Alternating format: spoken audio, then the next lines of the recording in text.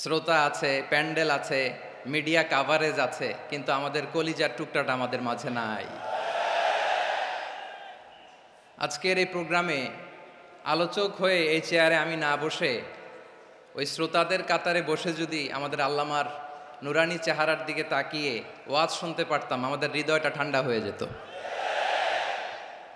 আমাদের তৃষ্ণার্ত হৃদয় শান্ত হতো। সব আজকে আছে, কি যেন নাই, ঠিক কিনা বলেন?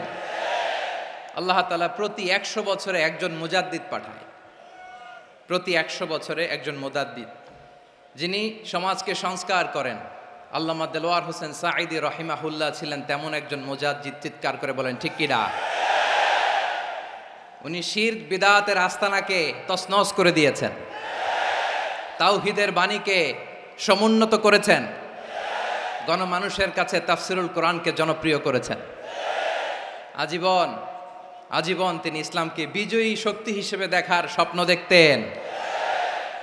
এত প্রাঞ্জল ভাষা, এত চমৎকার আধুনিক প্রেজেন্টেশন, গণমানুষের কাছে কোরআনের তাফসিরকে এভাবে জনপ্রিয় করে তোলার মতো ব্যক্তিত্ব আল্লামা সাঈদী ছাড়া দ্বিতীয় কেউ এই বাংলার ভূখণ্ডে নাই। এই যে তাফসিরুল কোরআন, এই যে টার্মিনোলজি, এই টার্মটাই উনি আসলে জনপ্রিয় করেছেন। আমরা আগে জানতাম না যে এভাবে তাফসির করা যায়, এভাবে scientific indications of the Holi কোরআনকে মানুষের কাছে পেশ করা যায়, এভাবে এত জীবন ঘনিষ্ঠ করে, এত ইন্টারেক্টিভ করে কোরআনের কথাগুলো মানুষের কাছে উপস্থাপন করা যায়। উনি অন্যায়ের বিরুদ্ধে সবসময় সোচ্চার ছিলেন, প্রতিবাদী কণ্ঠস্বর ছিলেন। ওনার আলোচনা শুনলে দেহের রক্ত টকবক করে ফুটতে থাকতো। আল্লাহু আকবার, আল্লাহু আকবার, আল্লাহু আকবার। He was a strong mouthpiece of Islamic revivalism. Islamic জাগরণের স্ট্রং মাউথপিস ছিলেন আল্লামা সাঈদী রাহিমাহুল্লাহ।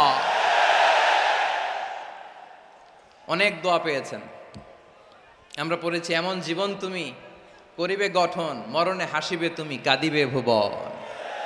গোটা বিশ্বকে তিনি কাঁদিয়েছেন। আল্লামা যখন ইন্তেকাল করলেন, আমি তখন মালয়েশিয়া থেকে যুক্তরাষ্ট্রে একটা কনফারেন্সে যোগ দিতে যাচ্ছি, কাতার এয়ারলাইন্সে। মালয়েশিয়া থেকে দোহাতে নামলাম। দোহায় যখন আমার ট্রানজিট, তখন শুনতে পেলাম যে আল্লামা বিদায় নিয়েছেন। সোশ্যাল মিডিয়ায় শুনে বিশ্বাস করতে পারলাম না। মুহূর্তের মধ্যেই মাসুদ সাঈদী ভাইকে মেসেজ করলাম, উনি কোনো উত্তর দিতে পারলেন না। মাসুদ ভাইয়ের সাথে যখন কোলাকুলি করি, আমাদের শামীম ভাইয়ের সাথে যখন কোলাকুলি করি, মনে হচ্ছে আল্লামা সাঈদীর ঘ্রাণ পাই। শরীরটা লিটারালি কাঁপছিল, নিজেকে মানাতে পারছিলাম না, বিশ্বাস করতে পারছিলাম যে আসলে আল্লামা বিদায় নিয়েছেন। ইন দ্য মিন টাইম আমার সেকেন্ড ফ্লাইট দোহা টু নিউ ইয়র্ক, 12 ঘন্টার ফ্লাইটে উঠলাম,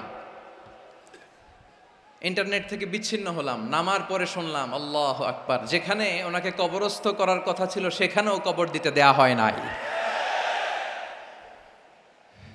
ছবিগুলো দেখতে লাগলাম, হাসিমাখা মুখ, হাসিমাখা নিথর দেহটা, মরণে হাসিবে তুমি, কাঁদিবে ভুবন।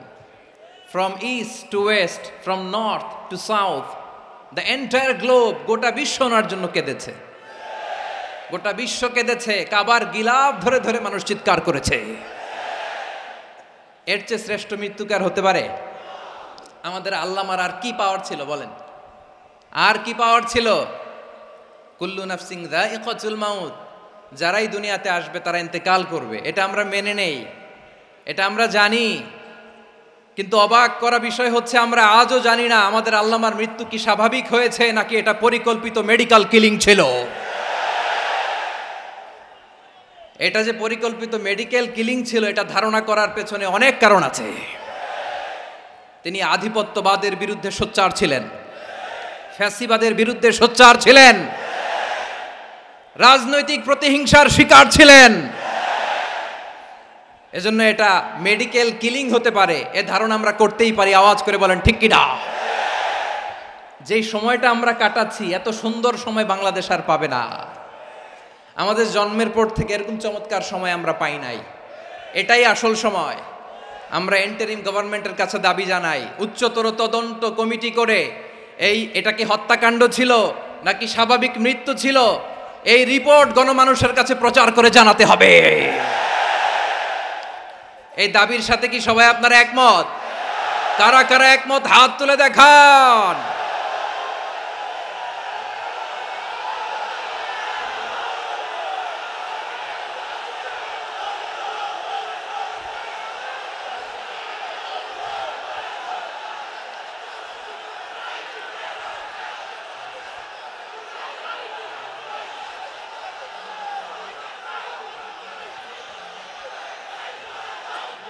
আমার প্রিয় ভাইয়েরা, প্রিয় চট্টলাবাসী, আল্লাহ তাআলা তার এই মুখলেস গোলামকে তার জান্নাতুল ফেরদাউসের মেহমান হিসেবে কবুল করুক, তার জীবনের সকল খেদমাগুলোকে কবুল করুক, জান্নাতুল ফেরদাউসের আলা মাকামে তাকে মেহমান হিসেবে কবুল করুক।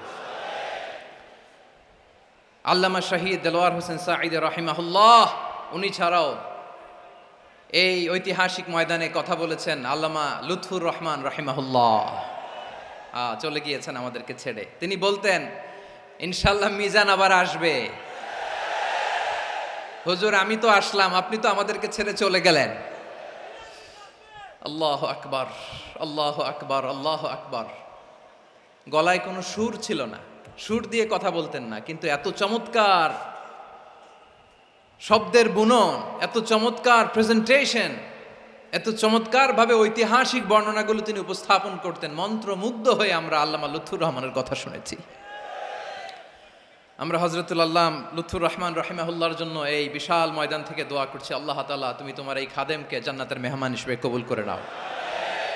আরো অনেক আল্লামারা এখানে কথা বলেছেন, বিশেষ করে বাইতুল শরফের মরহুম পীর সাহেব হুজুর থেকে শুরু করে আরো যারা যারা তারকাতুল্য ওলামায়ে কেরাম এই চট্টগ্রামের ময়দানে কথা বলেছেন, আলো ছড়িয়েছেন। আমরা এই লক্ষ লক্ষ তাওহীদি জনতাকে নিয়ে তাদের জন্য দোয়া করছি, আল্লাহ তাআলা ওনাদের জীবনের সকল ভুল ত্রুটি ক্ষমা করে দিয়ে তাদেরকে জান্নাতুল ফেরদাউসের মেহমান বানিয়ে নিক। আমরা এই ঐতিহাসিক প্যারেড ময়দানের প্রোগ্রাম থেকে স্মরণ করতে চাই 24-এর ছাত্র নাগরিক অভ্যুত্থানে আমার যে সমস্ত ছাত্র নাগরিক ভাইয়েরা দেহের তাজা রক্ত বিলি দিয়ে নতুন বাংলাদেশ আমাদেরকে উপহার দিয়েছে। বিশেষ করে আপনাদের এই চট্টগ্রামের শহীদ ফয়সাল, শহীদ ওয়াসিম সহ সকল শহীদকে আল্লাহ তাআলা কবুল করুক। আমরা সবাই পড়ি আমিন। প্রিয় ভাইয়েরা, আমি নগণ্য একজন কোরআনের ছাত্র, এত বিশাল মঞ্চে এত বড় প্ল্যাটফর্মে কথা বলা আমার জন্য সাজে না। তারপরও আমাদের মুরব্বীরা আমাদের ডানে বায়ে বসে আছেন, ওনাদের আদেশক্রমে, ওনাদের অনুমতিক্রমে কিছু কথা আজকের এই ঐতিহাসিক প্রোগ্রামে আপনাদের সামনে উপস্থাপন করার চেষ্টা করব। ওমা তৌফিক ইল্লা বিল্লাহ। প্রিয় ভাইয়েরা, 5 দিন ব্যাপী এই তাফসিরুল কোরআনের প্রোগ্রামে অনেক ওলামা হযরত কথা বলেছেন। যারা কোরআন সুন্নাহ থেকে আমাদেরকে কোরআনের কথাগুলো শোনালেন, আমরা যেন সেগুলো আমল করতে পারি, আল্লাহ আমাদেরকে তৌফিক দান করুক। শুরুতে আমাদের নিয়তটাকে খালেস করে নেওয়া দরকার। এই যে গ্যাদারিং, এই যে হিউজ শোডাউন, এগুলো যদি আমাদের নিজেদেরকে পরিবর্তন না করে তাহলে এতে কোনো লাভ নাই। জোরে বলেন ঠিক কিনা? এই প্রোগ্রাম যদি আমাদের জীবনকে পরিবর্তন করে, আমাদের চিন্তার ডিএনএ-কে চেঞ্জ করে দেয়, তাহলেই চট্টগ্রামের প্যারেড ময়দান সার্থক। আসুন আমরা চিন্তাকে খালেস করে নেই। আমরা সবাই নিয়ত করি যে যতটুকু কথা আমরা কোরআনের আলোকে শুনবো, আমলের নিয়তে শুনবো ইনশাআল্লাহ। বলেন সবাই। আপনারা সবাই ঠিকঠাক আছেন তো? কখন আসছেন আপনারা? সবাই আসছেন কখন? সকালে, কেউ দুপুরে, 9টায়? আল্লাহ আল্লাহ আল্লাহ। দুপুরের খাবার খাওয়ার সুযোগ হয়েছিল? খান নাই? রোজা রাখছেন? আহা, আমি কি দিয়ে বিদায় দেব আমার এই ভাইগুলোরে? আল্লাহ তুমি আমার ভাইগুলোরে কবুল করো। ইসলামের পক্ষের এই গণজোয়ারকে আগামীর বাংলাদেশের ইসলামের জন্য তুমি কবুল করো। যেই ভালোবাসা ইসলামের জন্য হয়, যেই গণজোয়ার কোরআনের জন্য হয়, পৃথিবীর কোনো শক্তি দিয়ে সেটাকে আটকানো যায় না। জোরে বলেন ঠিক কিনা? এজন্য গ্রাজুয়ালি, সিস্টেম্যাটিক্যালি, মেথোডোলজিক্যালি আমাদেরকে আগাতে হবে, শুধু আবেগ দিয়ে নয়। বিবেকেরও দরকার আছে না নাই? সাইয়েদনা আব্দুল্লাহ ইবনে মাসউদ রাদিয়াল্লাহু তাআলা আনহু উনি বলেছেন, ইন্নাহা মিন আজমাই আয়াতিল কুরআন। এটা কোরআনের সবচেয়ে জামে মানে আয়াত। যদিও ছোট্ট আয়াত, অল্প কিছু কথামালা, কিন্তু তিনি বলতেন এটা কোরআনের সবচাইতে জামে মানে সবচেয়ে কম্প্রিহেন্সিভ একটা আয়াত, যেখানে কথা কম, শব্দ কম, কিন্তু এটার দোতনা, এটার আবেদন, এটার মিনিং অনেক বেশি। সুবহানাল্লাহ। এই আয়াতে আল্লাহ তাআলা বেসিকলি আমাদেরকে তিনটা বিষয়ে আদেশ করেছেন আর তিনটা বিষয়ে বারণ করেছেন, মানে নিষেধ করেছেন। আওয়াজ করে বলুন, আদেশ করেছেন কয়টা? প্রিয় চট্টলার ভাইয়েরা, আমার মতো এই যে তিন আঙ্গুল উঁচু করে বলেন, আদেশ করেছেন কয়টা? আবার নিষেধও কয়টা?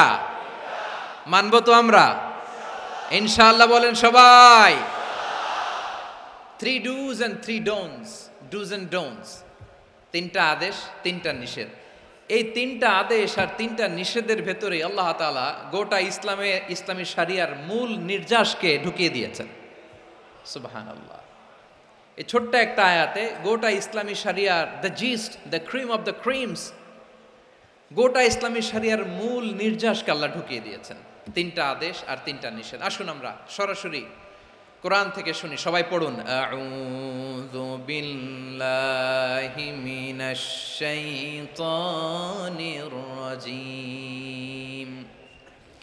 বিসমিল্লাহির রহমানির রহিম। ইন্নাল্লাহা ইয়া'মুরু বিল আদলি ওয়াল ইহসানি ওয়া ইতাই যিল কুরবা ওয়া ইয়ানহা আনিল ফাহশাই ওয়াল মুনকারি ওয়াল বাগি ইয়া'iযুকুম লা'আল্লাকুম তাযাক্কারুন।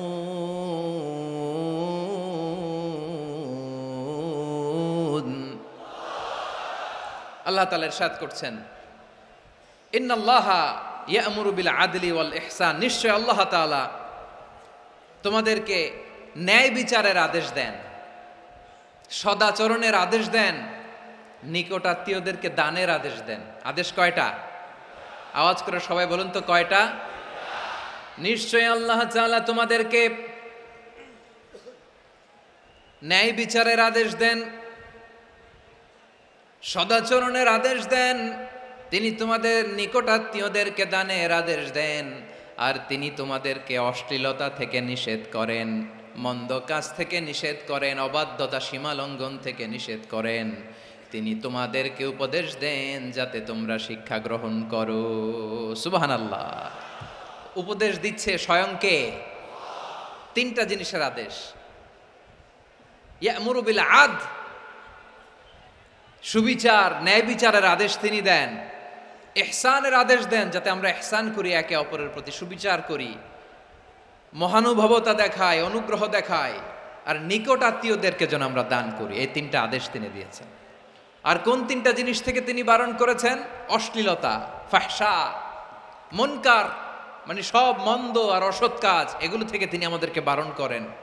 ওয়াল বাগি, অবাধ্যতা, সীমা লঙ্ঘন, এই তিনটা কাজ থেকে তিনি আমাদেরকে বারণ করেন। তিনি আমাদেরকে উপদেশ দেন, স্বয়ং আল্লাহ তাআলা আমাদেরকে উপদেশ দেন যাতে করে আমরা শিক্ষা গ্রহণ করি। সুবহানাল্লাহ পড়ে। তাহলে আসুন আমরা ধরে ধরে একটা একটা করে সামনের দিকে আগাই। আল্লাহ তাআলা প্রথমে আমাদেরকে আদেশ দিয়েছেন আদালের। ইন্নাল্লাহা ইয়া'মুরু বিল আদল। আওয়াজ করে বলুন আল আদাল। সবাই পড়ুন আল আদাল। আমরা উর্দু জানি, হিন্দি জানি, অনেকে ইংরেজিও জানি, কিন্তু আরবি শব্দগুলো আমাদের মুখ দিয়ে বেরোতে চায় না। আওয়াজ করে বলুন আল আদাল। মাশাআল্লাহ। ইন্নাল্লাহা ইয়া'মুরু বিল আদল। আল্লাহ তাআলা আমাদেরকে আদলের আদেশ দেন।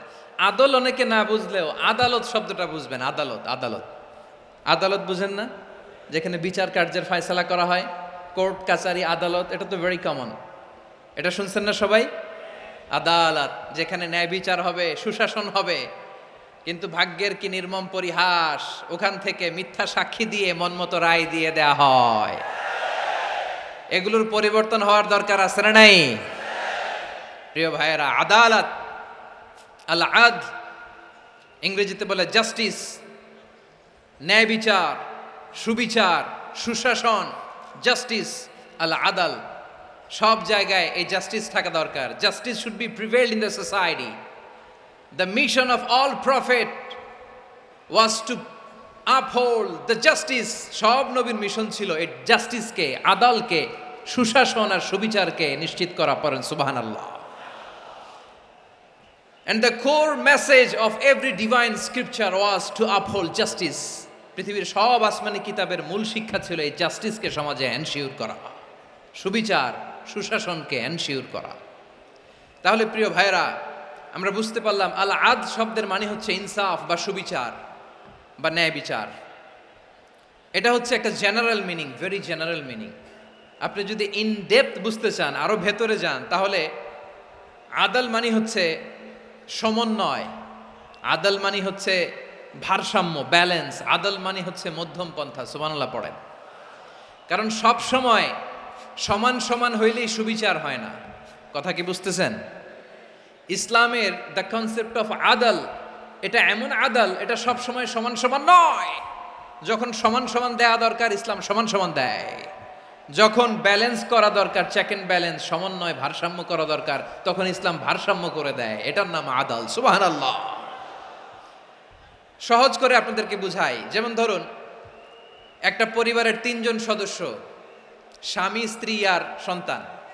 তাদের সকালবেলার ব্রেকফাস্টে স্বামীর, সকালের নাস্তায় স্বামীর 3টা রুটি লাগে, স্ত্রীর 2টা লাগে, আর সন্তানের 1টা রুটি লাগে।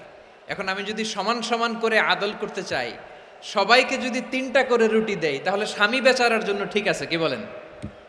কথা কি বুঝতেছেন না কষ্ট হয়ে যাচ্ছে?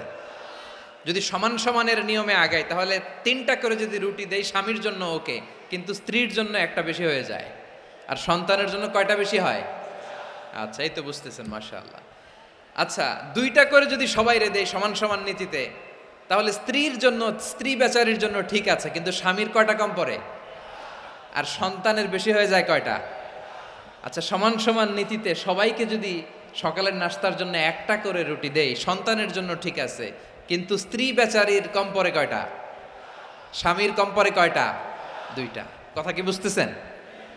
আর আমি যদি স্বামীকে দেই 3টা, স্ত্রীকে দেই 2টা, আর সন্তানকে দেই 1টা, তাহলে কারো অপচয় হবে না। যার যতটুকু দরকার ঠিক ততটুকুই কাজে লাগবে। চিল্লায় বলেন ঠিক কিনা?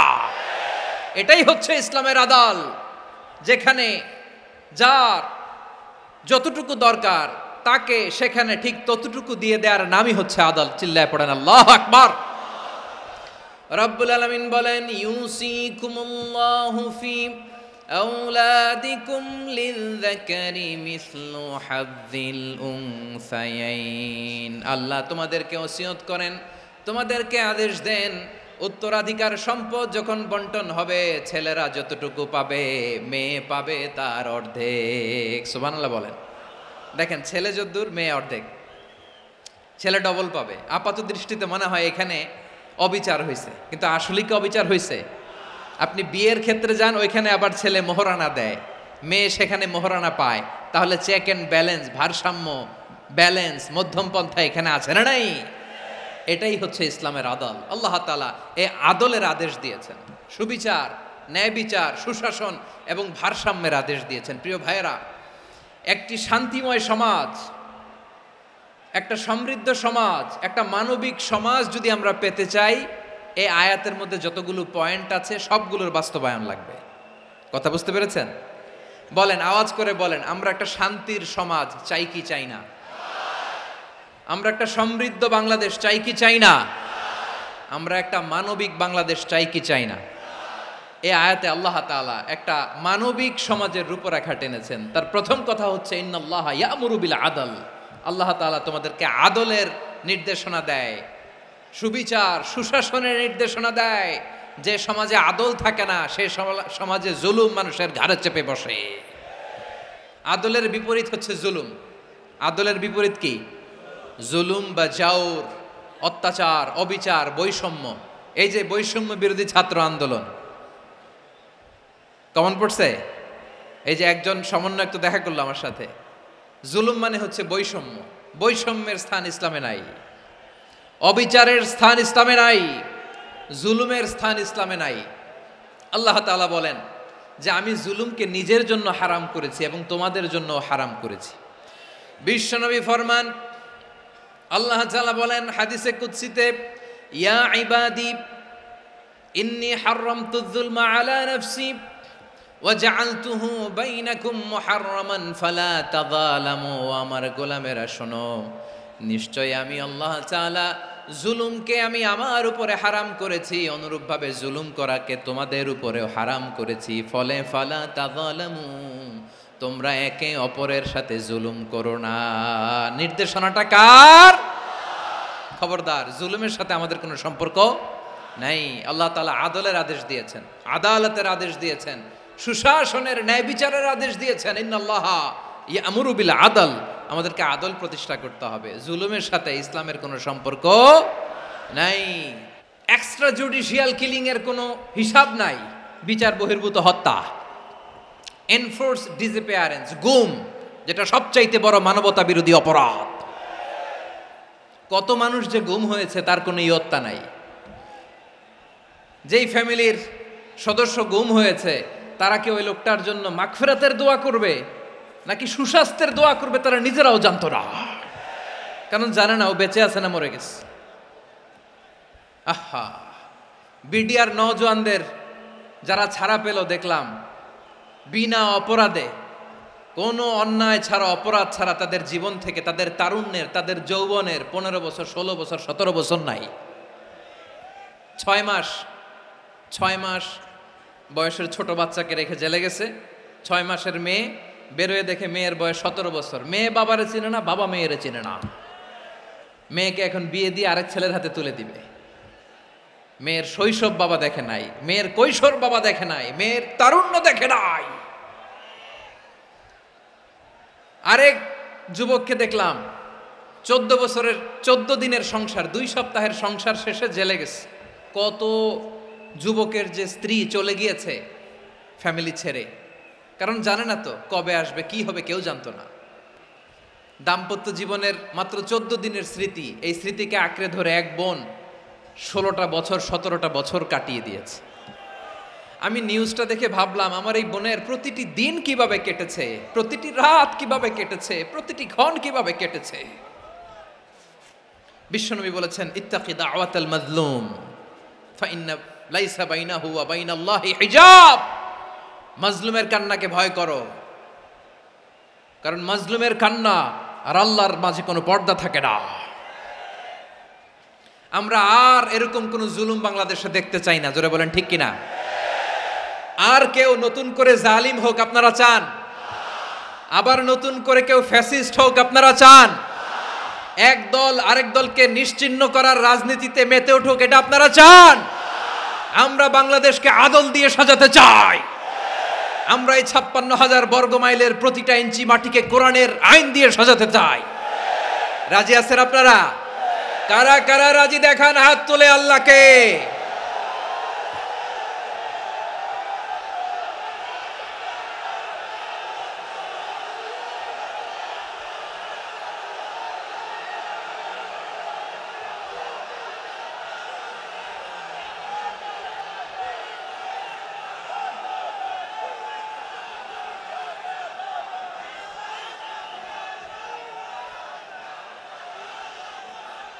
বসুন আমার প্রিয় বীর চট্টলার তৌহিদি মুসলমান, আমরা আর নতুন করে কেউ জালিম হোক এটা চাই না। নতুন করে আবার কেউ ফ্যাসিস্ট হোক আমরা চাই না।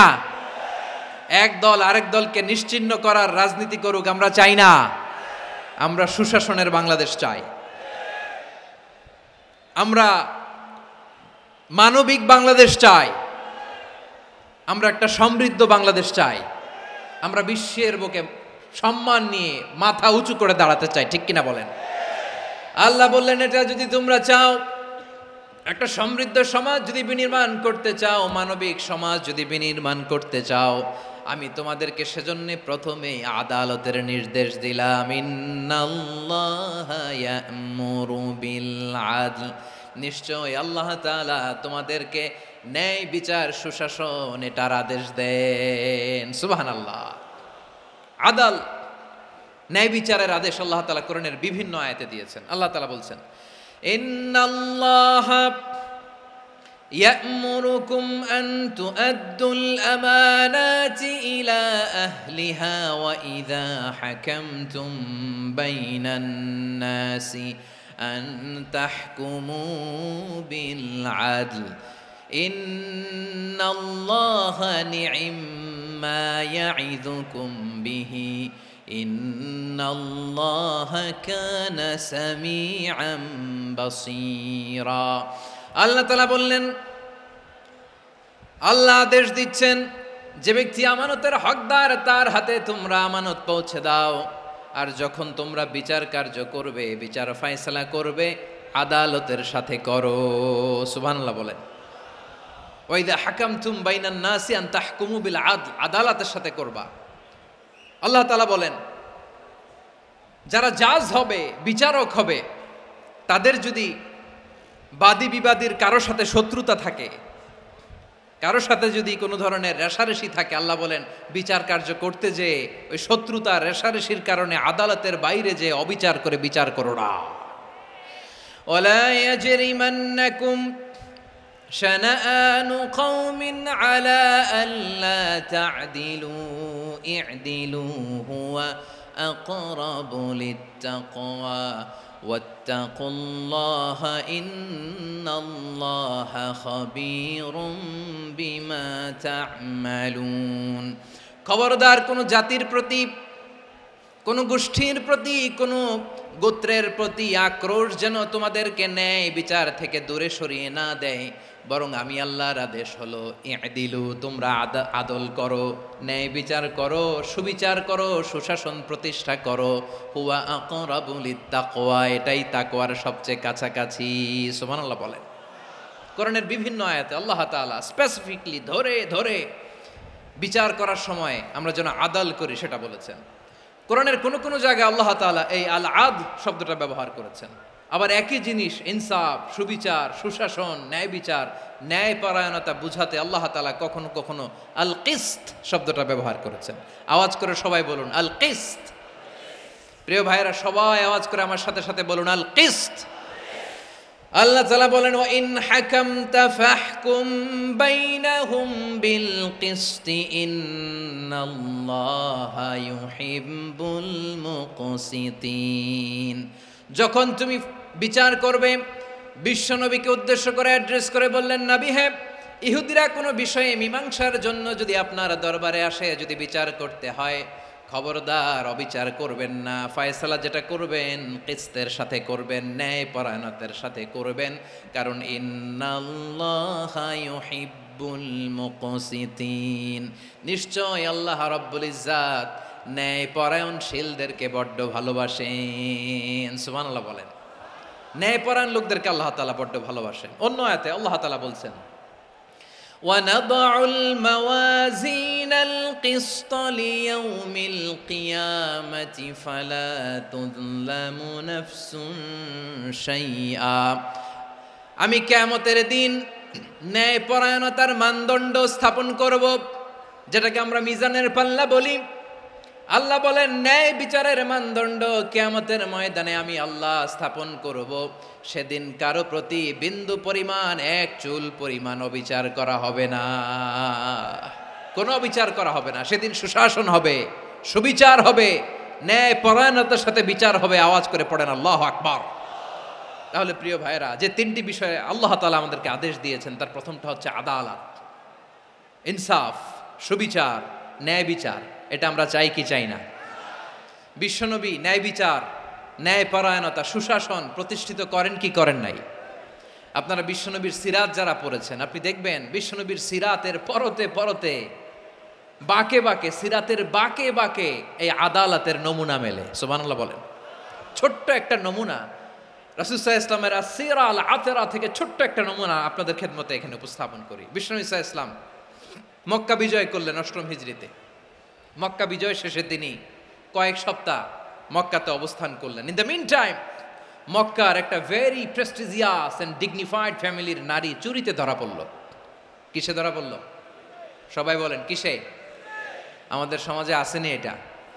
আছে? ছোট না বড়? হ্যাঁ, হিসাব করে শেষ করা যায় না। ৩.৫ লাখ কোটি টাকা নাই উন্নয়ন প্রকল্পের নামে। উন্নয়ন প্রকল্পের নামে ৩.৫ লাখ কোটি টাকা নাই। ৩.৫ লাখ কোটি টাকা লিখতে পারবেন আপনি? একটানে লিখতে পারবেন? বুঝতেছেন কত বড় সংখ্যা? হ্যাঁ, বনু মাখজুমিয়া গোত্রের এক নারী মক্কায় চুরিতে ধরা পড়ল। বলেন তো চুরি করলে বিধান কি? কি কাটতে হবে? চুরির বিধান হলো হাত কেটে দাও, তাও সেটা গোপনে নয়, প্রকাশ্যে জনসম্মুখে হাত কেটে দাও। বনু মাখজুমিয়া গোত্রের নারী যখন চুরিতে ধরা পড়লো, সাহাবারা চিন্তায় পড়ে গেলেন। সবেমাত্র মক্কার লোকেরা কালিমা পড়ে মুসলমান হয়েছে, ইসলামের আইন কানুন তেমন জানে না, ইসলামী শরিয়ার সাথে বেশি পরিচিত নয়। এখন যদি বিশ্বনবী চুরির যেই বিধান এটা যদি কায়েম করে হাত যদি কেটে দেয়, না জানি মক্কার লোকেরা আবার বিগড়ে যায়, না জানি মক্কার লোকেরা আবার মুরতাদ হয়ে যায়, না জানি মক্কার লোকেরা ইসলাম থেকে দূরে সরে যায়।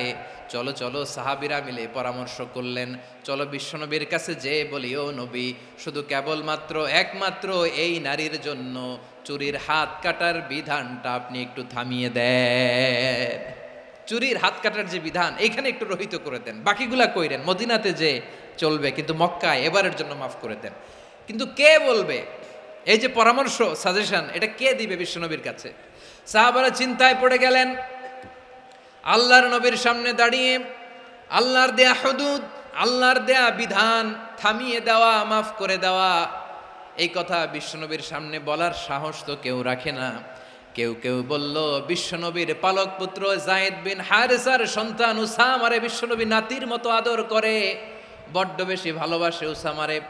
এজন্য সাহাবারা উসামাকে বলতো হিব্বু রাসূলিল্লাহ, বিশ্বনবীর ভালোবাসা। কি বলতো? সাহাবীরা বললেন, বিশ্বনবীর ভালোবাসা হিব্বু রাসূলিল্লাহ, উসামারে পাঠাও। উসামারে বিশ্বনবী নাতির মতো স্নেহ করে, মায়া করে, ভালোবাসে। আমরা পারবো না, উসামা পারবে। সবাই মিলে ফুলিয়ে ফুসিয়ে ওসামাকে, ছোট্ট ওসামাকে রাজি করালো। ওসামা, এমন এমন কথা যে তুমি বিশ্বনবীর কাছে বলতে হবে, পারবা নাকি? ওসামা বলে, পারবো। সাইয়েদনা ওসামা রাদিয়াল্লাহু তাআলা আনহু তরুণ সাহাবী বিশ্বনবীর কাছে গেলেন, যে বললেন, নবী, বনু মাখজুমিয়া গোত্রের এক নারী চুরিতে ধরা পড়েছে, এবারের জন্য কি এই মহিলাটারে মাফ করে দিলে হয় না? এবারের জন্য একটু ক্ষমা করা যায় না নবী? বিশ্বনবী বলেন, আতাশফাউ ফি হাদ্দিম মিন হুদুদিল্লাহ, তোমার এত বড় সাহস উসামা, তুমি আল্লাহর হাত, আল্লাহর দেয়া বিধান, এটার ব্যাপারে সুপারিশ করতে এসেছো? তোমরা কি জানো তোমাদের আগে যত কওম, যত গোত্র, যত জনপদ ধ্বংস হয়েছে তার কারণ ছিল তাদের মধ্যে গরিবরা অন্যায় করলে তারা বিচার করত, আর ধনীরা অন্যায় করলে তারা মাফ করে দিত। খবরদার!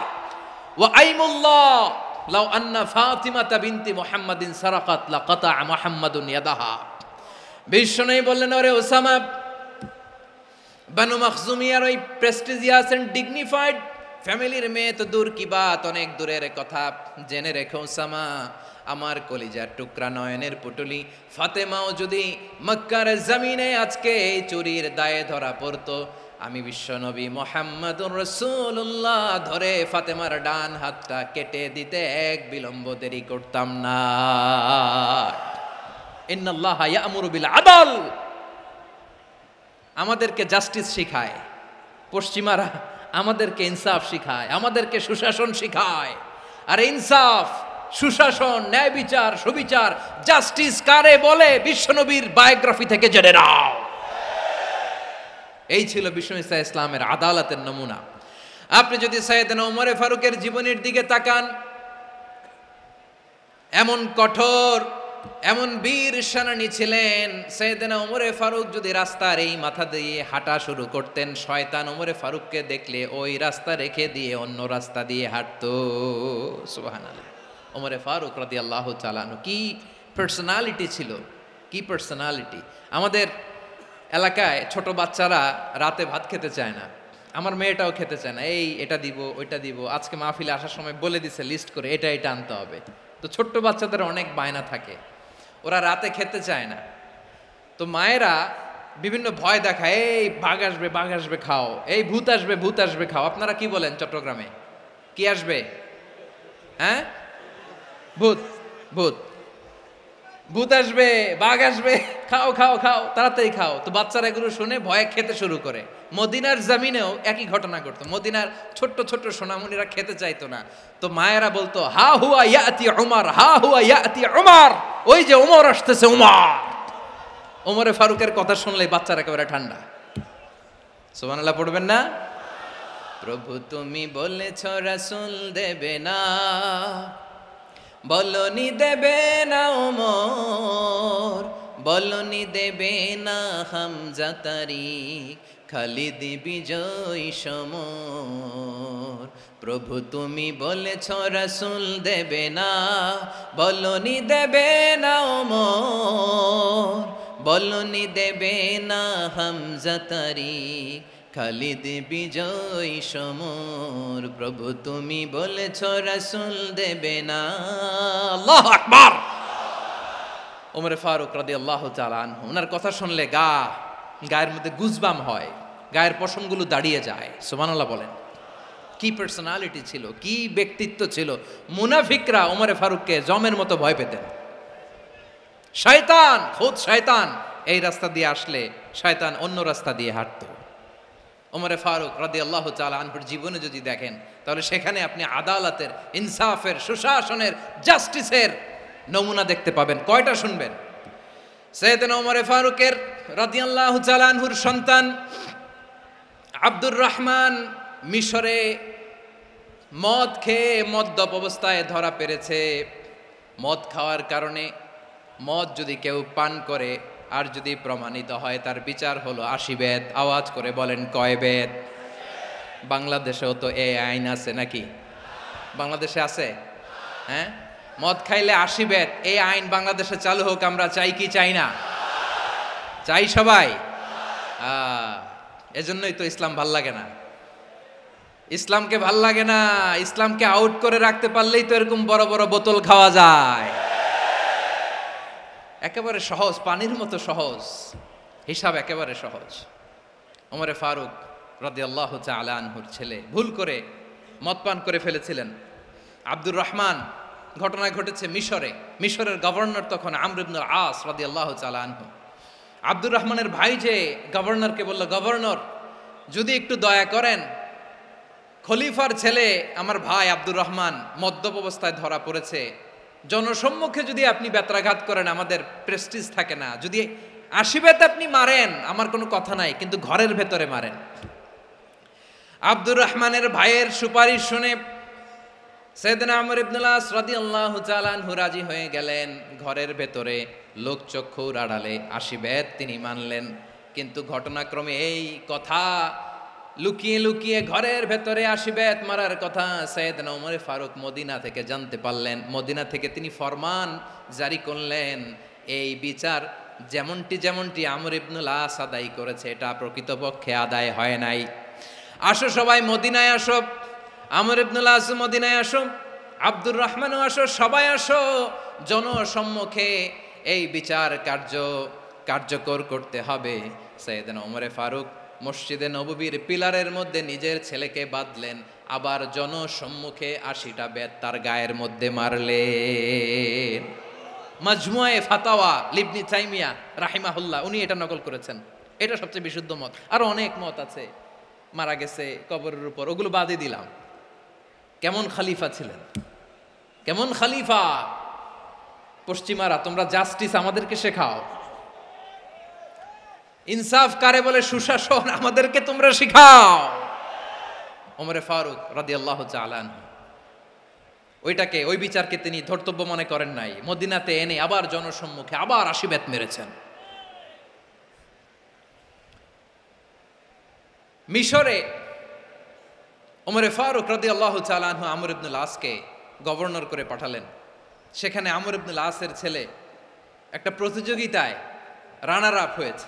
এক মিশরি সেখানে চ্যাম্পিয়ন হয়েছে। রানার আপ বুঝতে পেরেছেন তো? রানার আপ সেকেন্ড হয়েছে, এক মিশরি হয়েছে চ্যাম্পিয়ন প্রথম।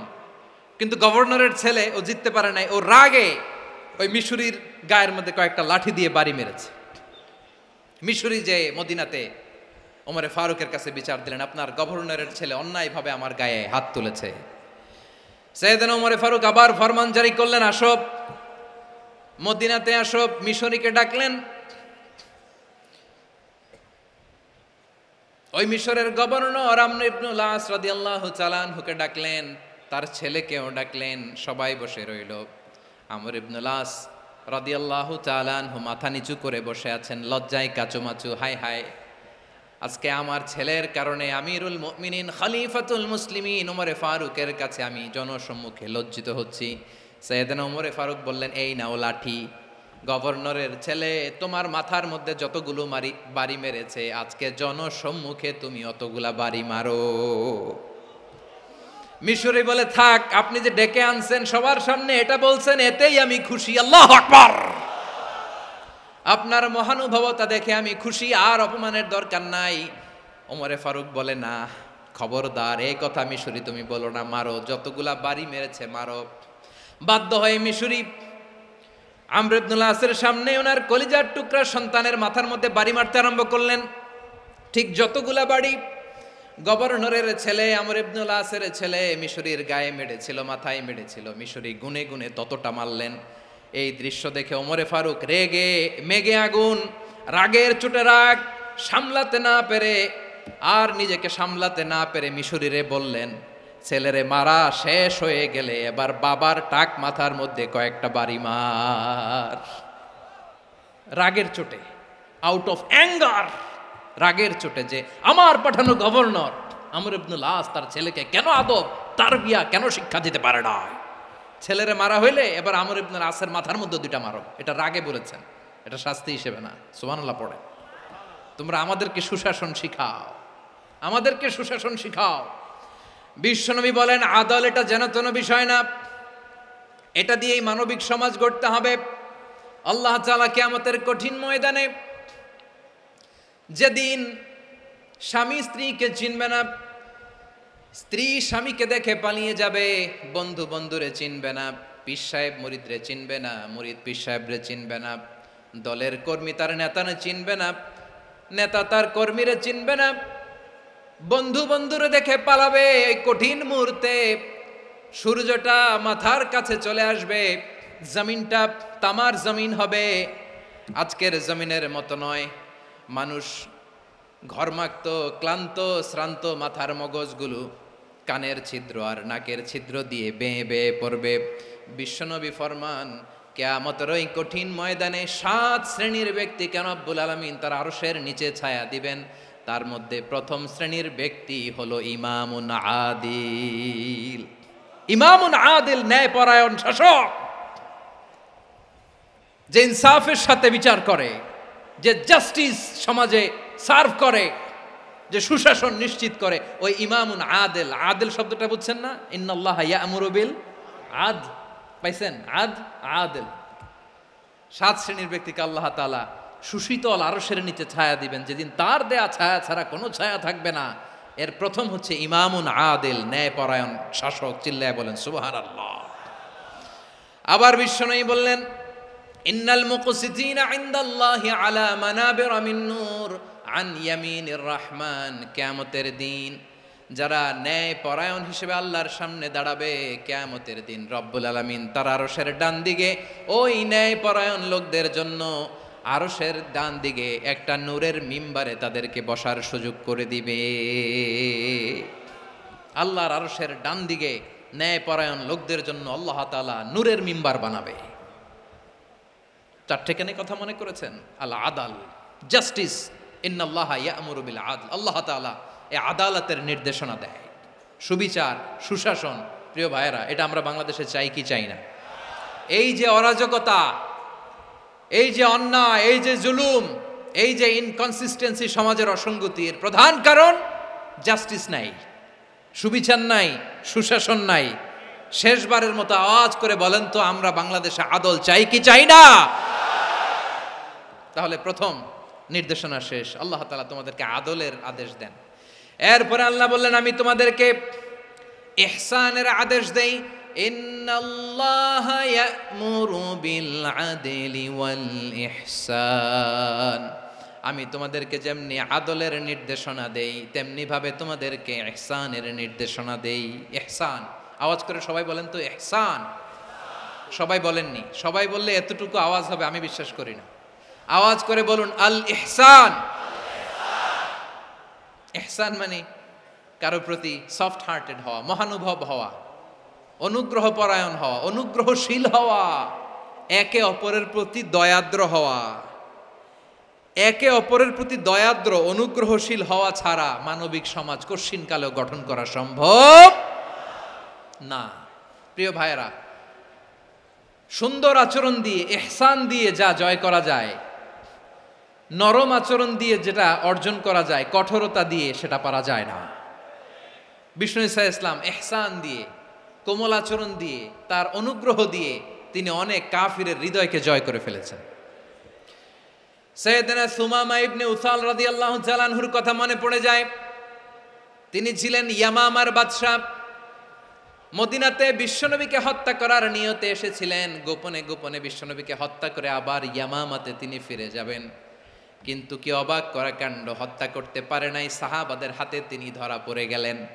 সাইয়েদনা সুমামা ইবনে উসাল রাদিয়াল্লাহু তাআলা আনহু হত্যার নিয়তে আসলেন, কিন্তু হত্যা করতে পারলেন না। সাহাবারা ওনাকে ধরে ফেললেন, ধরে মসজিদে নববীর পিলারের মধ্যে বেঁধে রাখলেন।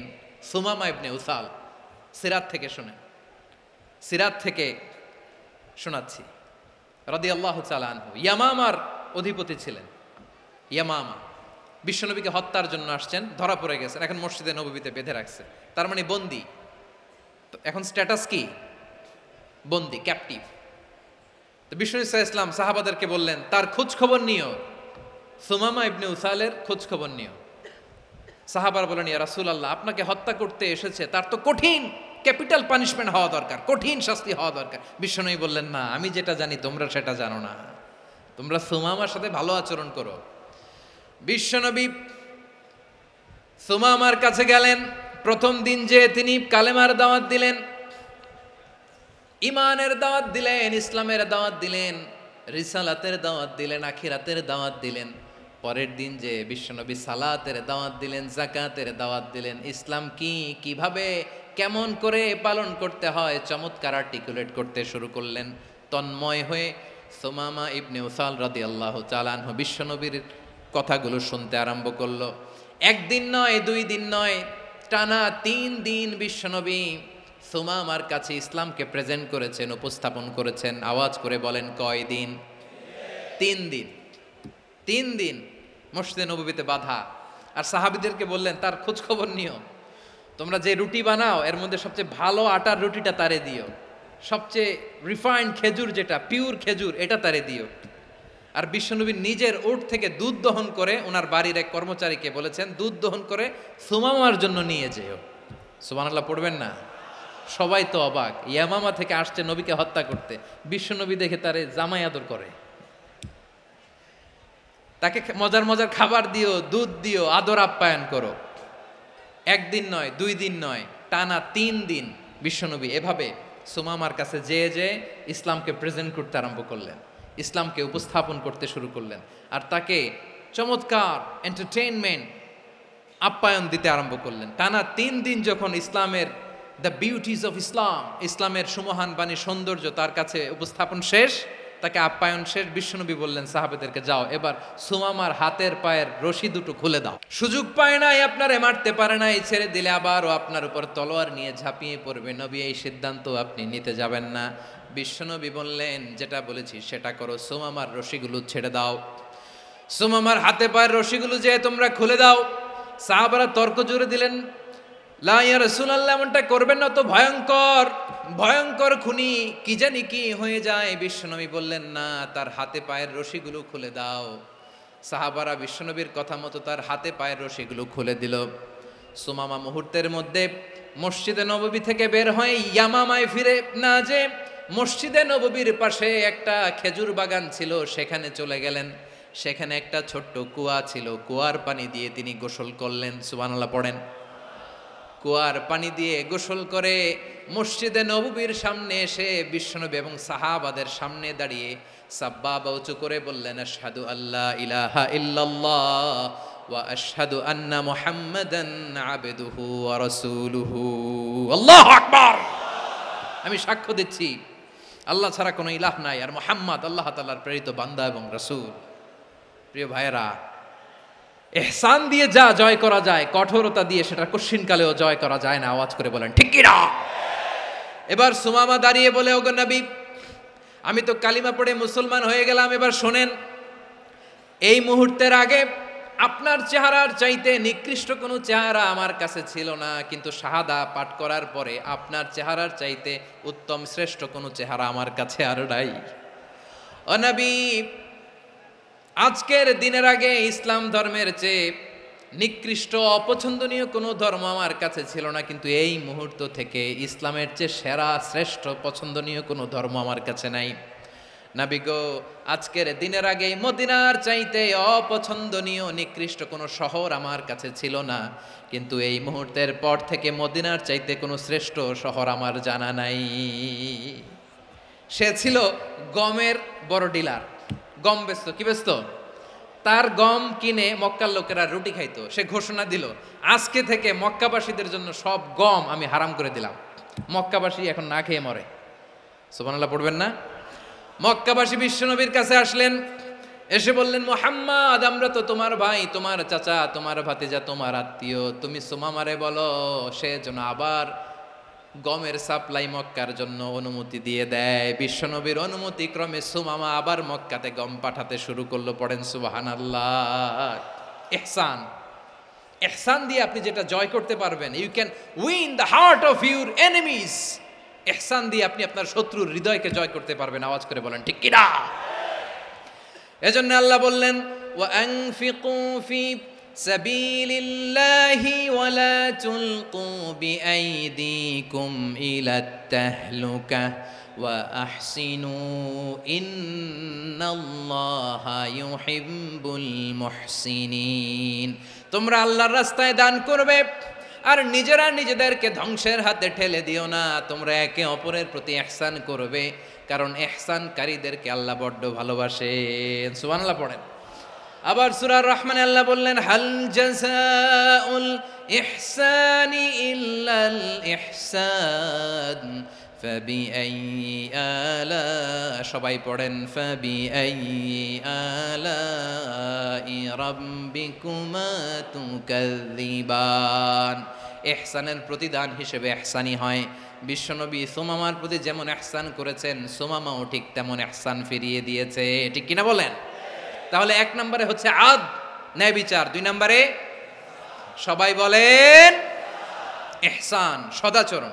ইহসান দুই ধরনের প্রিয় ভাইরা, ইহসান ফিল ইবাদা, ইহসান ফিল মুআমালা। ইহসান ফিল ইবাদা হচ্ছে একাগ্র অনুভবে ইবাদতে ডুব দেওয়া, এর নাম ইবাদতের ইহসান। সুবহানাল্লাহ পড়ে। বিশ্বনবী বলেন ইহসান মানে কি জানো নাকি?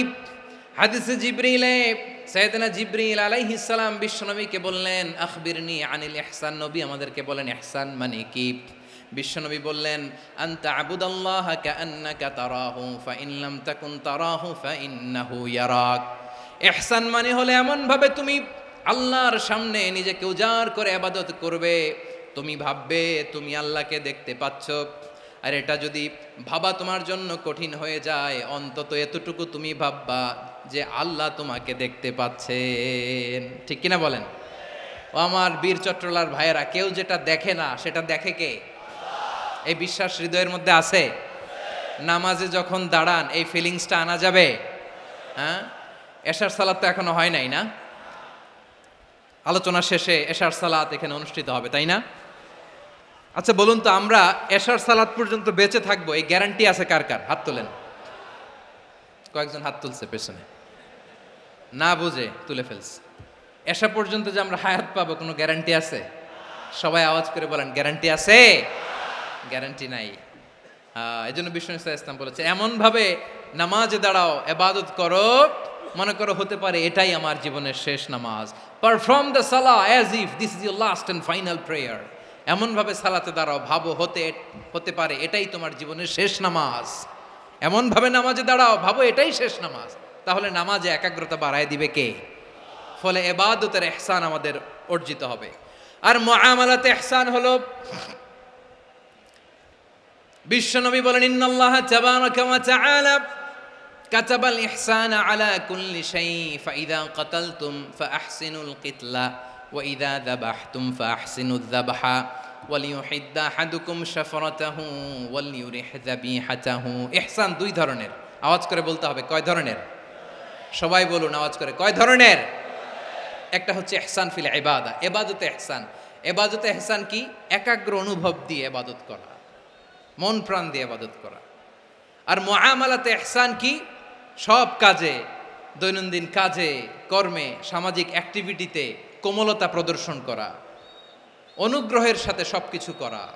আল্লাহ তাআলা ইন্নাল্লাহ তাবারাকা ওয়া তাআলা কাতাবাল ইহসান আলা কুল্লি শাই, তিনি সব কিছুর ব্যাপারে ইহসানকে আবশ্যক করেছেন, সব কিছুতে। মুমিনের সব কাজে ইহসানের পরশ থাকবে। ওয়া ইযা কাতালতুম ফাহসিনুল কিতলা, বিশ্বনবী বলেন তুমি যখন কাউকে হত্যা করো ইহসানের সাথে করো। সুবহানাল্লাহ পড়বেন না? যখন হত্যা করো তখনও ইহসানের সাথে। আচ্ছা হত্যা করবো আবার ইহসান আসবে করতে করে, তো মেরেই ফেলবো আমি। আল্লাহ, ও ভাই একজন খুন করেছে, খুনি, রাষ্ট্রীয় আইনে তার শাস্তি হয়েছে ডেথ পেনাল্টি, মৃত্যুদণ্ড। এখন মৃত্যুদণ্ড দেখে আপনি যেমনে মন চায় তেমনে মারবেন লোকটারে? ওর নাক কেটে ফেলতে পারবেন?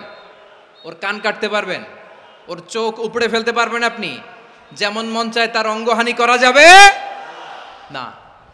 ইহসানের সাথে তাকে হত্যা করো। সুবহানাল্লাহ, this is Islam, this is the true essence of Islam. ওয়া ইযা যাবাহতুম ফাহসিনু যাবহা, যখন জবাই করবে তখনও ইহসানের সাথে জবাই করো। করব জবাই, ওইখানেও নাকি ইহসান।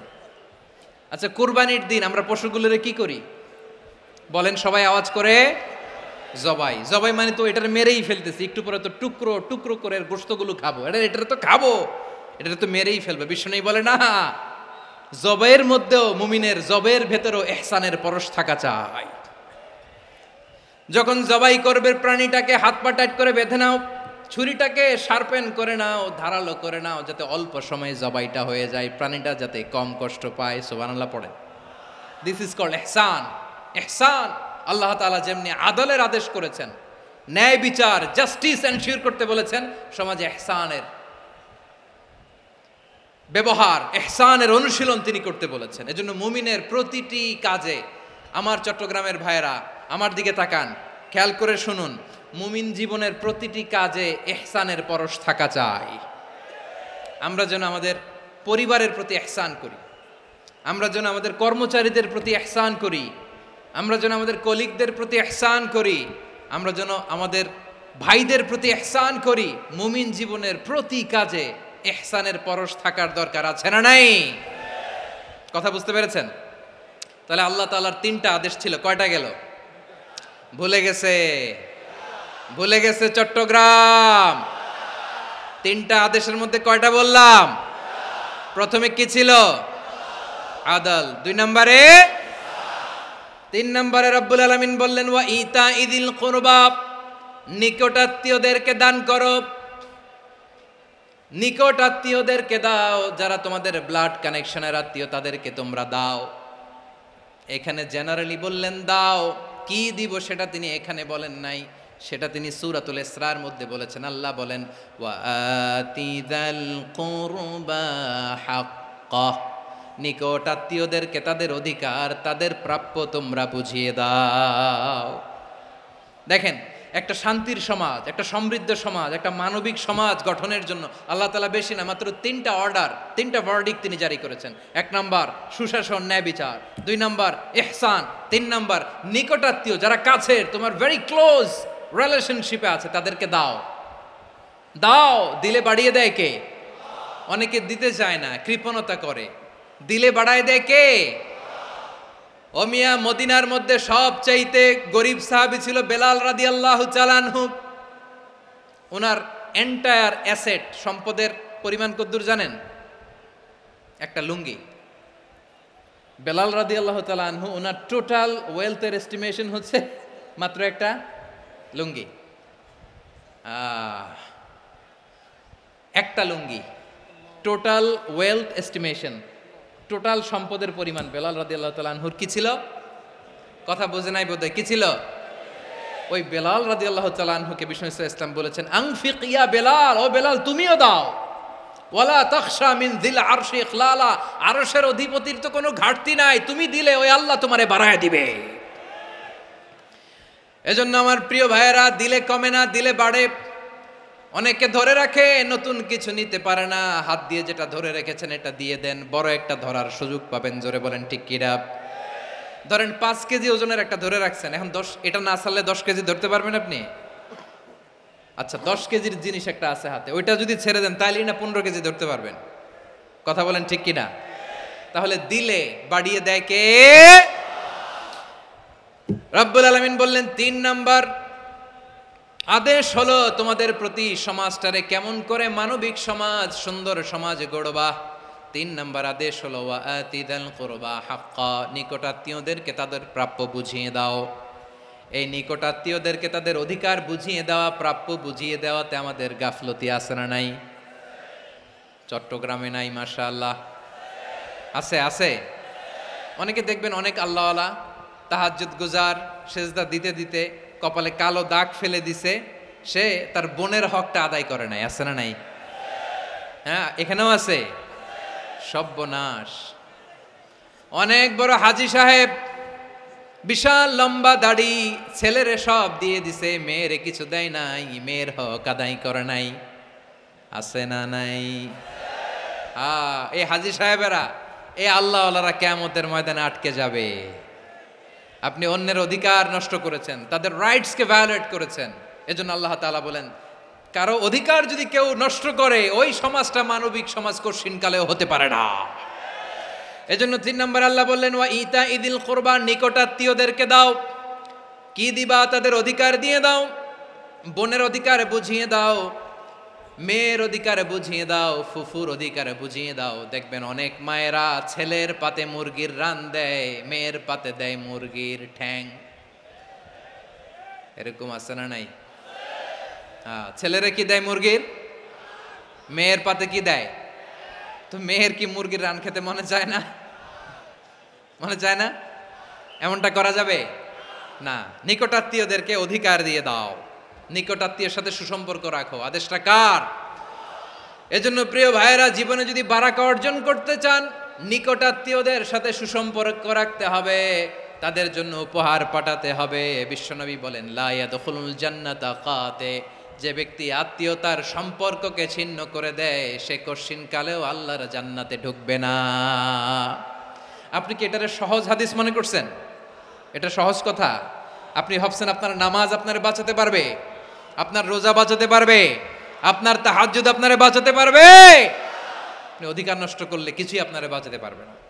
এজন্য নিকট আত্মীয়দেরকে দিতে হবে বেশি বেশি। বিশ্বনবী বলেন ইন্না সাদাকাতা আলাল মিসকিনি সাদাকা ওয়া আলা যির রাহিমি ইসনাতান সাদাকাতুন ওয়া সিলা। মিসকিনরে দান করলে শুধু দানের সওয়াব হয়, নিকট আত্মীয়কে দান করলে 2টার সওয়াব হয়, সাদাকার সওয়াব হয়, আবার আত্মীয়তার বন্ধন অটুট রাখার সওয়াব হয়ে যায়। আবার বিশ্বনবী বললেন মান সাররাহু আইয়ুবসাতা লাহু ফি রিজকিহি ওয়া ইউনসা লাহু ফি আসারিহি ফালইয়াসিল রাহিমা। যে ব্যক্তি তার রিজিকের প্রশস্ততা চায় আর হায়াতে বরকত চায়, সে যেন তার আত্মীয়ের সাথে সুসম্পর্ক রাখে। আমার প্রিয় চট্টলার ভাইয়েরা, আমাদের রিজিক বাড়ুক, এটা আমরা চাই কি চাই না? সবাই চান? হ্যাঁ, আমাদের রিজিকে প্রশস্ততা আসুক, চাই কি চাই না? আমাদের হায়াতে বরকত আসুক, আমরা চাই কি চাই না? এই 2টা যদি চান, তাহলে নিকটাত্মীয়দের সাথে সুসম্পর্ক রাখবেন। পারবেন? তাহলে সমাজটারে মানবিক সমাজ বানায় দিবে কে? 3টা আদেশ চলে গেল। কয়টা? আওয়াজ করে বলেন। 1 নম্বরে কি ছিল? 2 নম্বরে, 3 নম্বরে নিকটাত্মীয়দেরকে দান। আপনাদেরকে আরো শোনার আগ্রহ আছে? আপনাদের মনোযোগ আছে না গেছে? কষ্ট হচ্ছে না? মাশাআল্লাহ, মাশাআল্লাহ। তাকবীর পড়ুন, লিল্লাহি তাকবীর।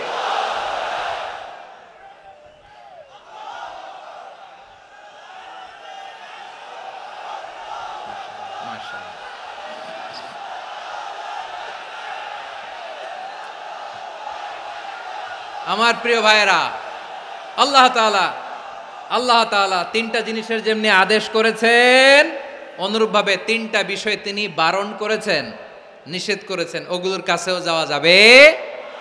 শুনবেন। রাব্বুল আলামিন বলেন ওয়ায়ানহা আনিল ফাহশাই ওয়াল মুনকারি ওয়াল বাগি। আমি যেমনি 3টি বিষয়ে আদেশ করলাম, অনুরূপভাবে 3টি বিষয়ে বারণ করলাম, নিষেধ করলাম। আমার 1 নাম্বার নিষেধাজ্ঞা হলো অশ্লীলতার প্রতি। ফাহশা, ওয়ায়ানহা আনিল ফাহশা, আল্লাহ তাআলা অশ্লীলতাকে নিষেধ করেছেন। কোন জিনিসকে? সবাই বলুন, কোন জিনিসকে? যত ধরনের, যত টাইপের, যত ক্যাটাগরির অশ্লীলতা হতে পারে সব অশ্লীলতাকে হারাম করেছেন কে? ফাহশা মানে কি? কথায়, কাজে, আচরণে, কমেন্ট, ফেসবুকের কমেন্টসে যত ধরনের নোংরামো আছে, যত ধরনের অশ্লীলতা আছে, এটাকে আরবিতে বলে ফাহশা। এটাকে কি বলে? রাব্বুল আলামিন বলেন, কুল ইন্নামা হাররামা রাব্বিয়াল ফাওয়াহিশা মা যাহারা মিনহা ওয়া মা বাতান। ও নবী, আপনি বলে দেন, আমার রব প্রকাশ্য অপ্রকাশ্য, স্পষ্ট কিংবা অস্পষ্ট, দৃশ্যমান কিংবা অদৃশ্যমান সব অশ্লীলতাকে হারাম করেছেন। সব ধরনের অশ্লীলতা হারাম, সব ধরনের। আল্লাহ তাআলা আমাদেরকে অশ্লীলতা থেকে বাঁচায়, অশ্লীলতা থেকে তিনি আমাদেরকে হেফাজত করুক, পড়েন আমিন। এবার বলেন, আমাদের সমাজে অশ্লীলতা আছে না নাই? চট্টগ্রামে নাই? আমি কই নাই, ওনারা বলে আছে। দেখছেন, আমি সামহাও বাঁচায় দেওয়ার ট্রাই করতেছি,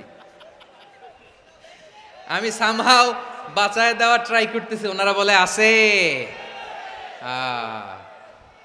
অশ্লীলতা নানা ভাবে, নানা নামে, নানা মোড়কে আমাদের সমাজে আছে না নাই? সংস্কৃতির নামে, ফ্যাশনের নামে, বিনোদনের নামে, উপন্যাসের নামে, কনসার্টের নামে অশ্লীলতা আছে না নাই? আপনি দেখেছেন কনসার্টগুলোর অবস্থা? এই যে আতিফ আসলাম যে আসছে আমাদের দেশে, তারপর কে কে আসছে, আমাদের তরুণ তরুণীরা, আমাদের যুবক যুবতীরা, আমাদের জেনজিরা, কি অবস্থা ওইখানে? হ্যাঁ, কি অবস্থা? কে বাঁচাবে ওদের? কে রক্ষা করবে ওদের ইমানের, ওদের চরিত্রের হেফাজতের গ্যারান্টি কে দিবে? কনসার্টের নামে অশ্লীলতা আছে না নাই? ছেলে মেয়ে একে অপরকে জড়ায় ধরতেছে, একে অপরকে চুমু খাচ্ছে, প্রকাশ্যে দিবালোকে গণমানুষের সামনে। আল্লাহ তাআলা এই অশ্লীলতা থেকে আমাদেরকে বেঁচে থাকতে বলেছেন, বেঁচে থাকতে বলেছেন। রূপালী জগতের নামে অশ্লীলতা আছে না নাই? এই টার্মটা আপনারা জানেন না? রূপালী জগৎ কি জগৎ? আসলে কি রূপালী জগৎ না অন্ধকার জগৎ? আমার বোনেরা, আপনাদেরকে যে কি বলে তারা বুঝায়, রূপালী জগৎ শুনেই আপনি ভরকে যাবেন না। রূপালী জগতে যে নারী যত বেশি উলঙ্গ, সে নাকি তত বেশি সাহসী। জানেন, বলে এটা একটা সাহসী নারী, খুব সাহসী পদক্ষেপ তার। যত বেশি শরীর থেকে কাপড় নামাতে পারবে, যত বেশি বস্ত্রহীন হয়ে নিজেকে প্রেজেন্ট করতে পারবে, সে নাকি তত বেশি সাহসী। আমার চট্টলার ভাইয়েরা, শয়তানের প্রথমে এজেন্ডা ছিল বনি আদমকে বস্ত্রহীন করা। সে আদম এবং হাওয়া আলাইহিস সালামকে নিষিদ্ধ গাছের ফল খাইয়ে তাদেরকে বস্ত্রহীন করেছে।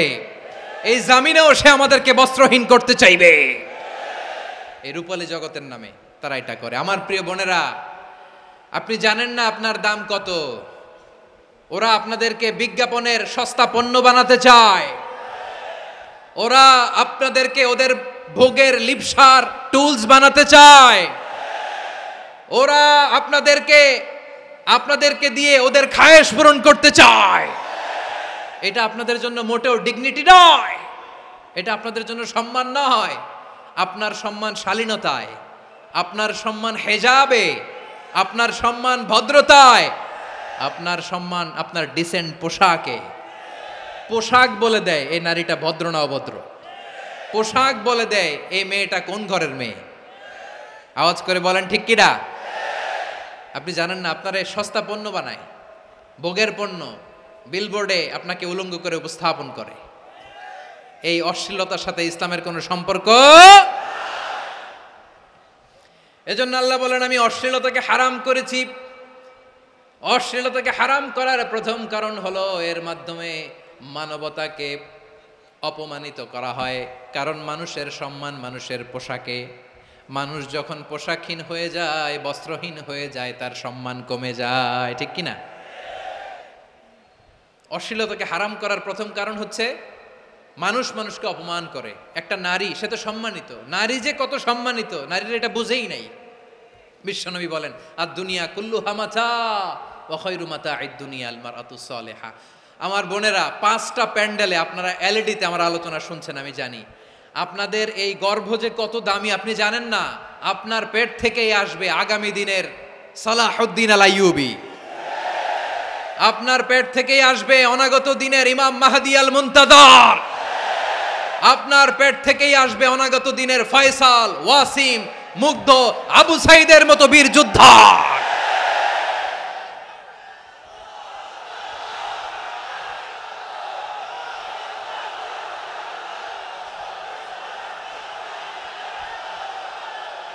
আমার প্রিয় বোনেরা, আমার প্রিয় বোনেরা, বিশ্বনবীর কথার ওজন খেয়াল করেন। আর দুনিয়া কুল্লুহা মাতা ওয়া খায়রু মাতা'আদ দুনিয়া আল মারআতুস সালিহা।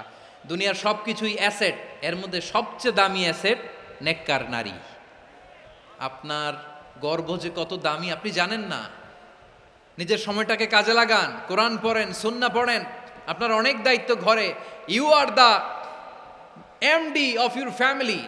একটা family it's a very big institution. পরিবার একটা অনেক বড় প্রতিষ্ঠান। And you are the MD of your institution. আপনি এই পরিবারের MD, managing director of your family. এখানে আপনার কত দায়িত্ব। আপনি ছেলেমেয়েদেরকে তারবিয়া করবেন।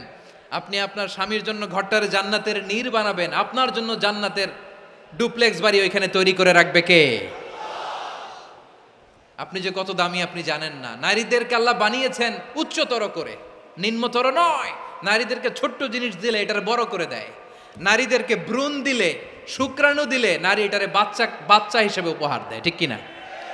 বিয়ের মাধ্যমে স্বামী যখন তার শুক্রাণু তার স্ত্রীকে উপহার দেয়, স্ত্রী রিটার্নে কি উপহার দেয়? ফুল ফর্ম বেবি, মানব সন্তান।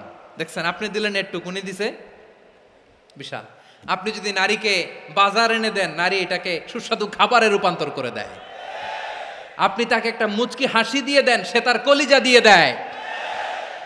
কিন্তু যদি আপনি তার মনে কষ্ট দেন, সে আপনার জীবনকে জাহান্নাম বানায়া দেয়। খবর আছে, নারীর মন বুঝতে পারলে নেয়ামত, বুঝতে না পারলে কিয়ামত।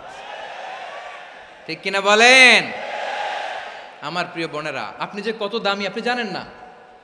জানেন না আপনি কত দামি, অনেক দামি আপনি। আপনাদেরকে যেন ভোগের সস্তা পণ্য বানাতে না পারে, আপনাদেরকে সচেতন থাকতে হবে, সজাগ থাকতে হবে, কনসার্ন থাকতে হবে। শয়তানের ওই হাতছানির দিকে আর নজর দেওয়া যাবে না।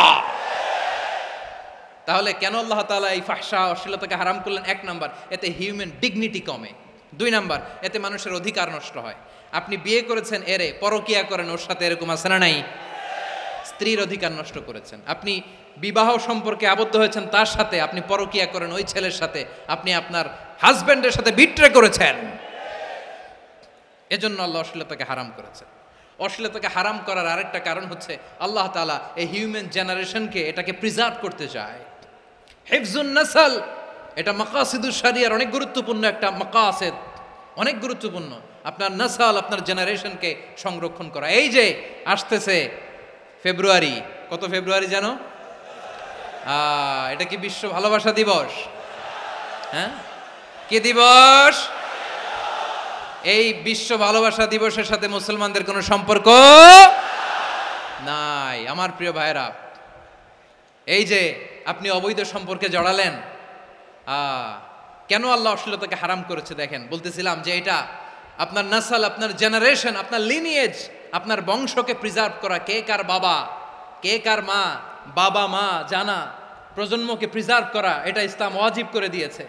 এই যে অবৈধ সম্পর্কের কারণে, বিশ্ব বেহায়া দিবসের কারণে, এগুলোর আউটকাম, আউটপুট হিসেবে মাঝে মাঝে এই ঢাকা মেডিকেলের ডাস্টবিনে নবজাতকের বাচ্চার কান্নার আওয়াজ শুনতে পাওয়া যায়। চট্টগ্রাম মেডিকেলের ডাস্টবিনে নবজাতকের কান্না শুনতে পাওয়া যায়। বীর চট্টলার মুসলমানেরা বুঝতে পারলে আওয়াজ করে বলেন, এই যে চট্টগ্রাম মেডিকেলে যে নবজাতকটা পাওয়া গেল, ওর বাবাকে আমাকে বলেন, ওর বাবাকে, ওর মাকে, ও কোন ফ্যামিলির সন্তান কেউ জানে? আপনি হিউম্যান ডিগনিটিকে অপমান করেছেন না? আপনি তার ভবিষ্যৎকে অন্ধকার করেছেন না? আপনি তার লিনিয়েজকে প্রশ্নবিদ্ধ করে দিয়েছেন না? এই জন্য আল্লাহ তাআলা অশ্লীলতাকে আমাদের জন্য হারাম করে দিয়েছেন। পড়েন সুবহানাল্লাহ। এই জন্য রাব্বুল আলামিন বলেন, কুল ইন্নামা حرم ربي الفواحش ما ظهر منها وما بطن প্রকাশ্য অপ্রকাশ্য সব অশ্লীলতাকে হারাম ঘোষণা করে দিয়েছে কে? আবার দুনিয়ার বুকে যারা অশ্লীলতার প্রসার করে তাদের জন্য শাস্তি মজুদ রেখেছে কে? রব্বুল আলামিন বলেন, ইন্নাল্লাযীনা ইউহিব্বুনা আন তাশিআল ফাহিশাতু ফিল্লাযীনা আমানু লাহুম আযাবুন আলীমুন ফিদ দুনিয়া ওয়াল আখিরাতি ওয়াল্লাহু ইয়ালামু ওয়া আনতুম লা তা'লামুন। নিশ্চয়ই যারা বিশ্বাসীদের মাঝে অশ্লীলতার প্রচার প্রসার করতে চায় তাদের জন্য আমি মর্মন্তুদ শাস্তি প্রস্তুত করে রেখেছি, দুনিয়াতেও রেখেছি, আখিরাতেও রেখেছি। ঘোষণাটা কার? যারা এই নাটকের নামে, সিনেমার নামে, রূপালী জগতের নামে, মুভির নামে, ওটিটি প্ল্যাটফর্মের নামে আমার সমাজে অশ্লীলতা ছড়াতে চায় তাদের জন্য কঠিন মর্মন্তুদ শাস্তি মজুদ রেখে দিয়েছে কে? ও আমার বোনেরা, এখনো আপনি জাগবেন না? এখনো আপনার চিন্তার দুয়ারে এখনো নাড়া পড়ে নাই?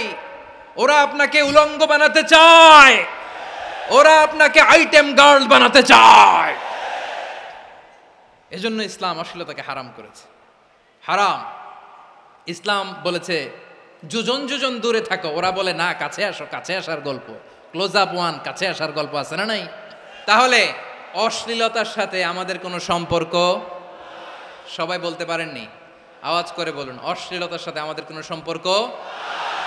আমরা এই সমস্ত ক্লোজ আপ ওয়ান, কাছে আসার গল্পের প্রোগ্রামে যাব? আমরা কোন ধরনের অশ্লীল কন্টেন্ট সোশ্যাল মিডিয়ায়, টিভিতে দেখব? কি যুগ যে আমরা কাটাচ্ছি আপনি কল্পনা করতে পারবেন না। পর্ন ইন্ডাস্ট্রি,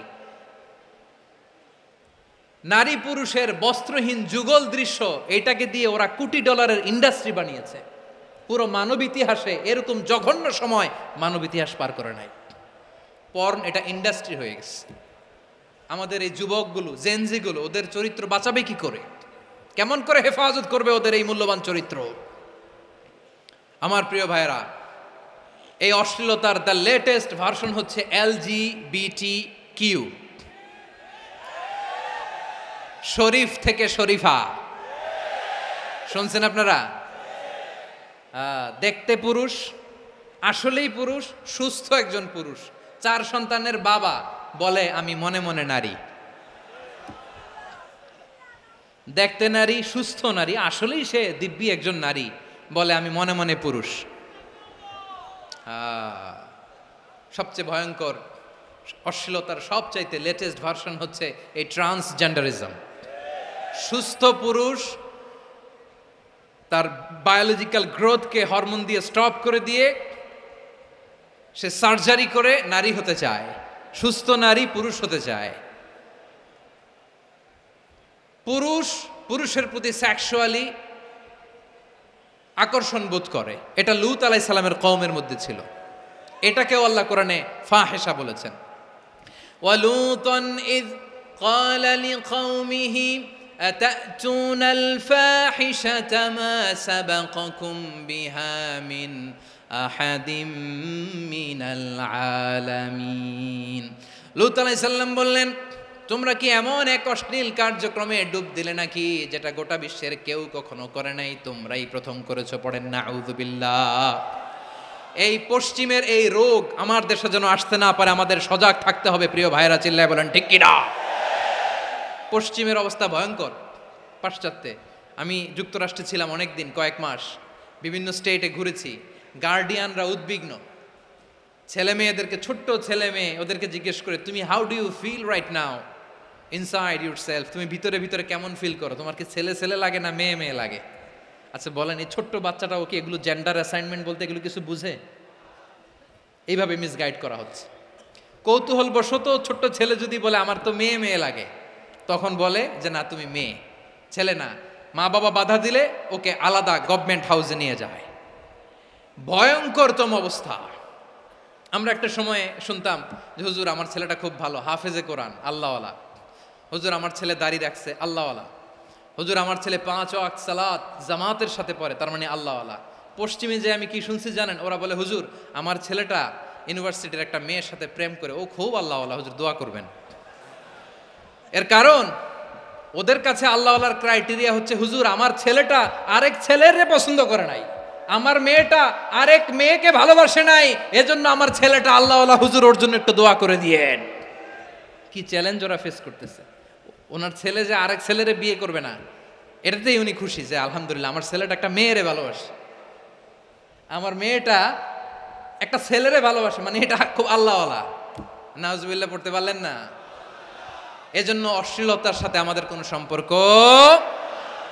রব্বুল আলামিন বলেন ওয়ায়ানহা আনিল ফাহশাই ওয়াল মুনকারি ওয়াল বাগি, তিনটা জিনিসকে আমি নিষিদ্ধ করলাম। এক নাম্বার হলো ফাহশা, অশ্লীলতা। 2 নম্বরে হলো মুনকার, সমস্ত মন্দ কাজ। আপনাদের মনোযোগ আছে না? শেষ করে দিব? আর 2-1 মিনিট শুনবেন? আচ্ছা বলি তাহলে, আর 2-1 মিনিট।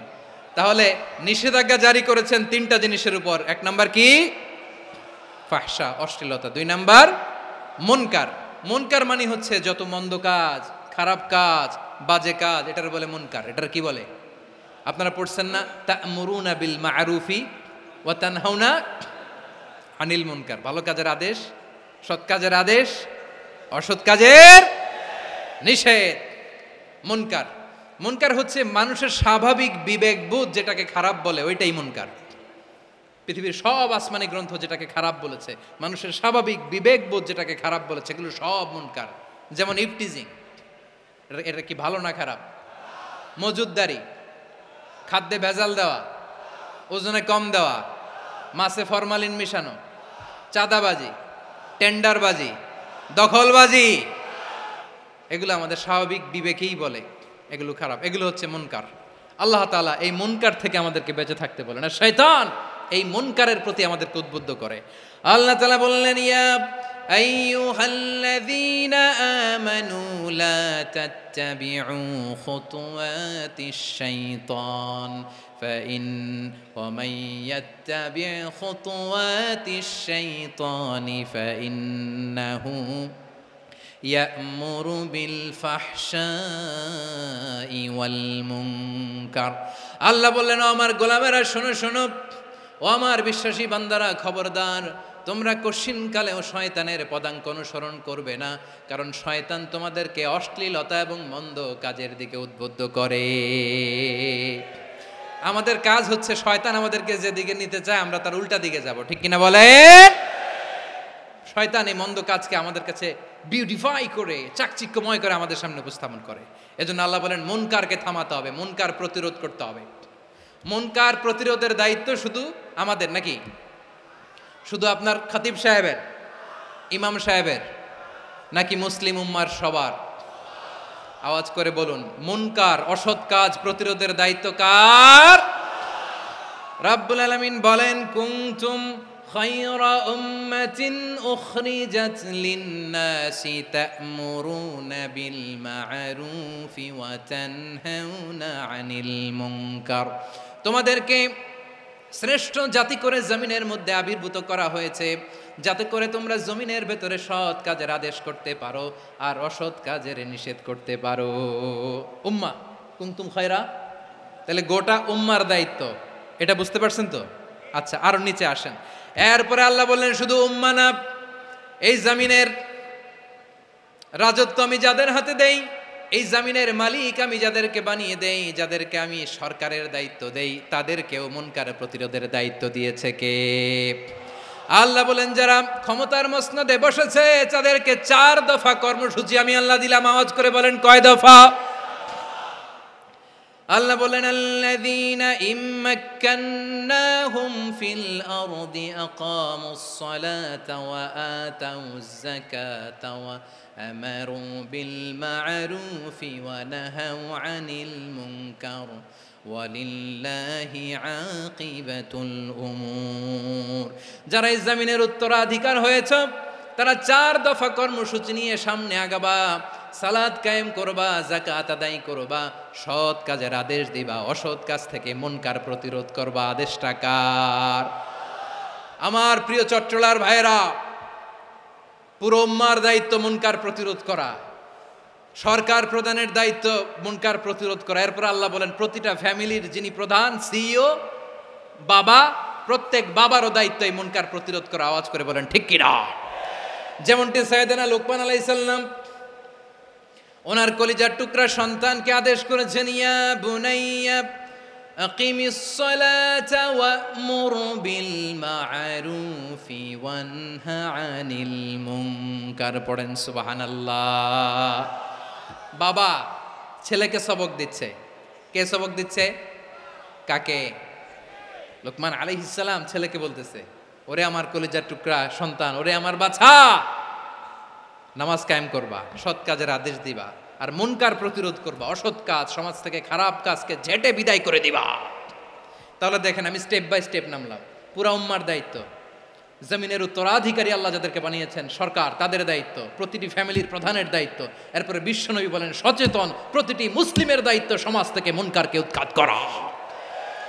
বিশ্বনবী বলেছেন, মান রাআ মিনকুম মুনকারান ফালিয়ুগাইয়িরহু বিয়াদিহি ফাইন লাম ইয়াস্তাতি ফাবিলিসানিহি ওয়া ইন লাম ইয়াস্তাতি ফাবিকলবিহি ওয়া যালিকা আযআফুল ঈমান। সমাজে যে মুনকার দেখবে, খারাপ কাজ দেখবে, সে যেন হাত দিয়ে সেটাকে থামায়। কি দিয়ে? আপনাদের তো হাত নাই না?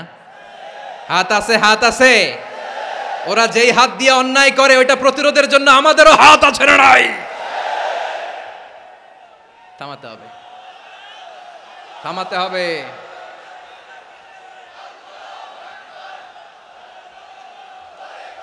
বসুন আমার প্রিয় ভাইয়েরা, ওরা ওদের যেই হাত দিয়ে টেন্ডারবাজি করে, চাঁদাবাজি করে, ইফটিজিং করে, দখলবাজি করে, যেই হাত দিয়ে, ওই মুনকার থামায় দেওয়ার জন্য আল্লাহর দেয়া আমাদেরও দুটি হাত আছে না নাই?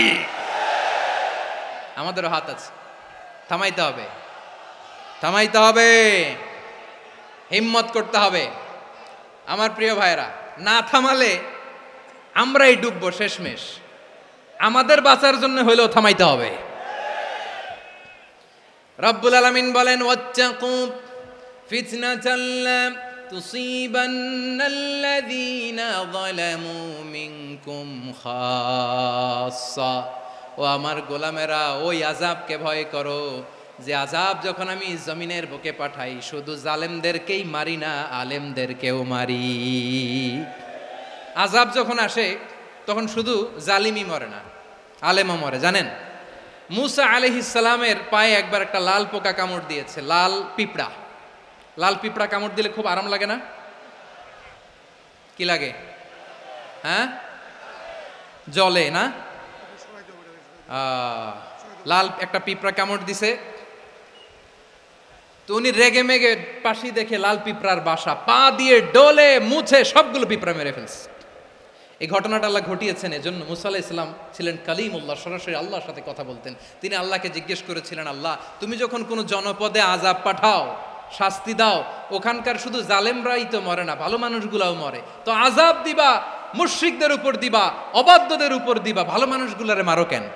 আল্লাহ বললেন, মুসা তোমার যে কামড় দিছিল পায়ের মধ্যে পিঁপড়া, কয়টা পিঁপড়া? জোরে বলেন। একটা পিঁপড়া, তো সবগুলারে মারলা কেন? রেগে মেগে পুরো পিঁপড়ার বাসা ভেঙে মেসাকার করলা কেন? এই মুসা, আমি যখন অ্যাকশনে যাই, আমি যখন শাস্তি দেই, তখন এত বাস বিচার করা হয় না, বাস বিচার করা যায় না। যখন অ্যাকশনে যাওয়া হয় ওইটা ডাইরেক্ট অ্যাকশন হয়ে যায়। চিল্লায় বলো ঠিক কি না? এজন্য আমাদের বাঁচার জন্য হলেও এই পাপ থামাতে হবে, এই শয়তানের অট্টহাসি থামাতে হবে, অন্যায় অপরাধ সমাজ থেকে আমাদের থামাতে হবে। কারণ আযাব আসলে ওরাও মরবে, আমরাও মরব। একটা জাহাজ 2 তলা, আপনি আছেন 2য় তলায়, শুনতেছেন? শুনতেছেন? জাহাজ কয় তলা? আপনি কোন তলায়? 2য় তলায়। নিচের তলার কিছু লোক জাহাজের তলা ছিদ্র করতে আরম্ভ করছে। কি ছিদ্র করতেছে? আচ্ছা, জাহাজের তলা ছিদ্র করলে তলা দিয়ে কি ঢুকে? এখন আপনি যদি বলেন আমার কি, আমি তো 2 তলায়, আমার কি, আমি তো সেফ, আমি ইন দ্য সেফ জোন, আমি তো ভালো আছি, আমি তো ভালো আছি, ওরা ছিদ্র করে ওরা মরবে। আসলে কি শুধু ওরা মরবে, নাকি তলা ফুটো হলে ভিতরে পানি ঢুকলে আপনারও সলিল সমাধি হবে? তলা দিয়ে যখন পানি ঢুকবে, জাহাজ ডুবলে আপনিও মরবেন। এজন্য নিজে মরার আগে ওই পাগলগুলোর নিচতলায় যে থামাতে হবে, চিল্লায় বলেন ঠিক কি না? এজন্য আল্লাহ বললেন মুনকার প্রতিরোধের দায়িত্ব সমাজের টপ টু বটম সবার। পুরো আম্মার দায়িত্ব, সরকার প্রধানের দায়িত্ব, প্রতিটি ফ্যামিলির প্রধান বাবার দায়িত্ব, বিশ্বনবী বললেন প্রতিটি সচেতন মুসলিমের দায়িত্ব। এজন্য মুনকার প্রতিরোধ করার দরকার আছে না নাই? সমাজে এই যে ইফটিজিং হয়, আপনার বোনের বয়সী একটা মেয়েকে কিছু বকাটে টিটকারি করে, এই বলে সেই বলে, নোংরা কথা বলে, রাস্তায় দেখেও আপনি পাশ দিয়ে না দেখার মতো চলে যান কেন? আপনি দাঁড়ান না কেন? আপনি দাঁড়ালেই তো থেমে যাবে, কারণ সত্যের যে শক্তি তার সামনে মিথ্যা মুখ থুবড়ে পড়ে। আপনার সামনে ও কিছুই না, নাথিং। আপনি দাঁড়ান, ওকে প্রশ্ন করেন যে আমার বোনকে তুমি ডিস্টার্ব করো কেন? আপনাকে দেখে আরো 5 জন দাঁড়াবে, 5 জনকে দেখে আরো 10 জন দাঁড়াবে। আমাদের নীরবতা আর আমাদের নিশ্চুপ থাকাই জালিমদেরকে আরো শক্তিশালী জালিম বানিয়েছে। এজন্য মুনকার প্রতিরোধের দায়িত্ব আমাদের সবার। টেন্ডারবাজি, চাঁদাবাজি, দুর্নীতি, অপরাধ, দখলদারিত্ব, মজুদদারি, এগুলো সব কিছু একসাথে প্রতিরোধ করতে হবে, ঠিক কিনা বলেন? একটা মানবিক সমাজ যদি চাই, প্রতিরোধ করতে হবে। প্রিয় ভাইয়েরা, আল্লাহর শপথ নিয়ে বলি, এই নাসিহাতগুলো সবার জন্য, সব দলের জন্য, সব মতের মানুষের জন্য। আমরা কোনো দলের প্রতি মানুষকে ডাকি না, আমরা ডাকি ইসলামের দিকে। সব দলের, সব মতের, সব মানুষদেরকে আমরা আহ্বান জানাই, আসুন আমরা একটা সুন্দর সমাজ বিনির্মাণ করি। এই যে নতুন বাংলাদেশের এক সুযোগ এসেছে, আর জীবনে হয়তো আসবে না, সামনের 100 বছর এই সময় আসবে না।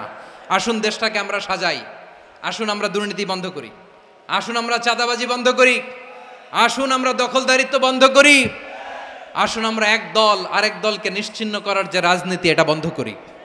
সব দলের প্রতি আমার আহ্বান। আমি কিছুদিন আগে একটা নিউজ দেখলাম, ওই যে লন্ডনে বসে জনাব তারেক রহমান সাহেবকে আমি ধন্যবাদ দিতে চাই। উনি সংবাদ শোনা মাত্রই ওনার দলের অনেক চাঁদাবাজকে উনি বহিষ্কার করেছে। I do appreciate. প্রতিটি দলের এরকম ইনিশিয়েটিভ নেওয়ার দরকার আছে না নাই? যে কোনো দলে এই প্র্যাকটিসটা থাকার দরকার আছে না নাই? চাঁদাবাজদের সাথে আপনারা নিজেদেরকে মুক্ত ঘোষণা করবেন যে এরা আমার দলের কর্মী হতে পারে না। আমরা চাঁদাবাজ মুক্ত বাংলাদেশ চাই, জুলুম মুক্ত বাংলাদেশ চাই, ফ্যাসিজম মুক্ত বাংলাদেশ চাই, গুণ খুন খারাপি মুক্ত বাংলাদেশ চাই। আমরা নতুন ভোরের বাংলাদেশ চাই। ওই বাংলাদেশ পাওয়ার জন্য মুনকার প্রতিরোধে, অন্যায় প্রতিরোধে যদি বাঘের বাচ্চার মতো, আবু সাইদের মতো 2 হাত উঁচু করে বুককে টান টান করে প্রসারিত করে দাঁড়াতে হয়, রাজি আছো মুসলমান? কারা কারা রাজি? আল্লাহকে হাত দেখিয়ে প্রতিজ্ঞা করো। রাব্বুল আলামিন বলেন, ওয়ায়ানহা আনিল ফাহশাই ওয়াল মুনকারি ওয়াল বাগি ইয়াইযুকুম লাআল্লাকুম তাযাক্কারুন। বসুন। আল্লাহ বললেন, আমি অশ্লীলতাকে নিষেধ করি, আমি সব ধরনের মন্দ কাজকে নিষিদ্ধ করি, সব শেষে আমি সীমা লঙ্ঘনকে তোমাদের জন্য নিষিদ্ধ করি। আলোচনা মনে আছে তো? না ভুলে গেছেন? নিষিদ্ধ করেছেন কয়টা জিনিস? 1 নম্বরে অশ্লীলতা, 2 নম্বরে মুনকার তথা সব মন্দ কাজ, 3 নম্বরে আল বাগি, সীমা লঙ্ঘন, ক্রসিং দ্য লিমিট। সীমা লঙ্ঘন করা ভালো না। We all should know our limits. চিল্লায় বলেন ঠিক কিনা? একই আয়াতে আল্লাহ বললেন, কুল ইন্নামা হাররামা রাব্বিয়াল ফাওয়াহিশা মা যাহারা মিনহা ওয়া মা বাতানা ওয়াল ইসমা ওয়াল বাগিয়া বিগাইরিল হক। অন্যায় ভাবে যে অবাধ্য হয়, যে সীমা লঙ্ঘন করে, তাদেরকেও আমি এটা হারাম করে দিলাম। সীমা লঙ্ঘন করা হারাম, সীমা লঙ্ঘন করা হারাম। আল্লাহ বারবার আমাদেরকে ওয়ার্নিং দেয়। যখন আমরা থামি না তখন আল্লাহ ধরে, আর যখন ধরে তখন ছাড়ে না। ধরে না, ধরলে আল্লাহ। ফেরাউনকে কিন্তু হুট করে ধরে নাই, আপনারা জানেন 9 বার ওয়ার্নিং দিয়েছে। ফেরাউনকে আল্লাহ তাআলা ওয়ার্নিং দিয়েছিল কয়বার? বীর চট্টলার বীর সেনানীরা আওয়াজ করে বলেন, ফেরাউনকে ধরার আগে ওয়ার্নিং দেওয়া হয়েছিল কয়টা? রব্বুল আলামিন বলেন, ওয়ালাকাদ আতাইনা মূসা 9 আয়াতিন বাইয়িনাত। 9টা মুআজিজা দেখিয়েছি, 1 2 3 বারবার এইভাবে রিমাইন্ডার, ওইভাবে রিমাইন্ডার, এইভাবে নসিহাত, ওইভাবে দাওয়া, ফাকুলা লাহু কাওলান লাইয়িনা, নরম করে বলো, সফট করে বলো, যত ওয়ে হতে পারে দাওয়া মেথডোলজির মুসা আলাইহিস সালামের সব অ্যাপ্লাই শেষ। 10ম বারে যে আল্লাহ ধরছে, 10ম বারে যে ধরেছে। এজন্য আল্লাহ বলেন আমি সীমালঙ্ঘনকে পছন্দ করি না। কোরআনের অন্য আয়াতে বাগীকে বলা হয়েছে আল ইতিদা, সীমালঙ্ঘন যারা করে তাদেরকে আল্লাহ বলেছেন মুতাদিন। وقاتلوا في سبيل الله الذين يقاتلونكم ولا تعتدوا إن الله لا يحب المعتدين। আমি সীমালঙ্ঘনকারীদেরকে কোশ্চিনকালেও পছন্দ করি না। আমরা যেন সীমালঙ্ঘন না করি, রাজি আছেন তো? যে কোনো ক্ষেত্রে ইবাদতে যেন সীমালঙ্ঘন না করি। অনেকে আমরা ইবাদতে সীমালঙ্ঘন করে ফেলি। বিশ্বনবী সাল্লাল্লাহু আলাইহি ওয়াসাল্লাম যেটা শিখিয়েছেন এর বাইরে যে অতিরিক্ত বুজুর্গ হতে চায়, এরকম আছে না নাই? করা যাবে না, কোনো ক্ষেত্রেই সীমালঙ্ঘন করা যাবে, এমনকি যুদ্ধক্ষেত্রেও না। বিশ্বনবী সাল্লাল্লাহু আলাইহি ওয়াসাল্লাম বলেন খবরদার যুদ্ধক্ষেত্রেও সীমালঙ্ঘন করো না। কি সুন্দর ইসলাম আমরা পেয়েছি। বিশ্বনবী বলেন খবরদার যুদ্ধের ময়দানে কোনো নারীর গায়ে হাত তোলো না, কোনো শিশুর গায়ে হাত তোলো না, কোনো গবাদি পশু হত্যা করো না, কোনো শস্যক্ষেত্র ধ্বংস করো না, ইবাদতরত অন্য ধর্মের কোনো সন্ন্যাসীর গায়ে হাত তুলো না। বলেন সুবহানাল্লাহ। তাহলে আমরা সীমালঙ্ঘন করতে পারবো? প্রিয় ভাইরা, একটা সুখী, সমৃদ্ধ, শান্তির সমাজ, মানবিক সমাজ যদি আমরা গঠন করতে চাই, আমাদের আল্লাহর দেয়া কয়টা আদেশ মানতে হবে বলেন দেখি? সবাই বলেন কয়টা? আর বেঁচে থাকতে হবে কয়টা জিনিস থেকে? আওয়াজ করে বলেন কয়টা? আচ্ছা, আদেশ নাম্বার 1 কি ছিল বলেন? আল্লাহর আদেশ কি? 1 নাম্বার আদাল, ন্যায়পরায়ণতা। আমরা সুবিচার, সুশাসন, ন্যায় বিচার চাই কি চাই না? 2 নম্বরে কি ছিল?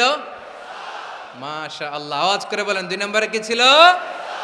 ইহসান। আমরা যেন সবার প্রতি দয়া পরবশ হই, ইহসান করি।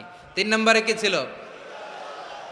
নিকটাত্মীয়দের দান করা, তাদের অধিকার প্রাপ্য বুঝিয়ে দেওয়া। পাশাপাশি 3টা জিনিস থেকে আল্লাহ বারণ করেছেন, নিষেধ করেছেন। তার প্রথমটা ফাহশা, অশ্লীলতা। অশ্লীলতার সাথে আমাদের কোনো সম্পর্ক। আজকের এই ঐতিহাসিক চট্টগ্রামের প্যারেড ময়দান থেকে আমরা যত ধরনের মা যাহারা মিনহা মা বাতান, প্রকাশ্য অপ্রকাশ্য, দৃশ্যমান অদৃশ্যমান, সব অশ্লীলতা থেকে নিজেদেরকে মুক্ত ঘোষণা করলাম। অশ্লীলতাকে আমরা না বলে দিলাম। আওয়াজ করে সবাই বলুন নো। অশ্লীলতার সাথে আমাদের কোনো সম্পর্ক। 2 নম্বর নিষেধাজ্ঞা কি ছিল?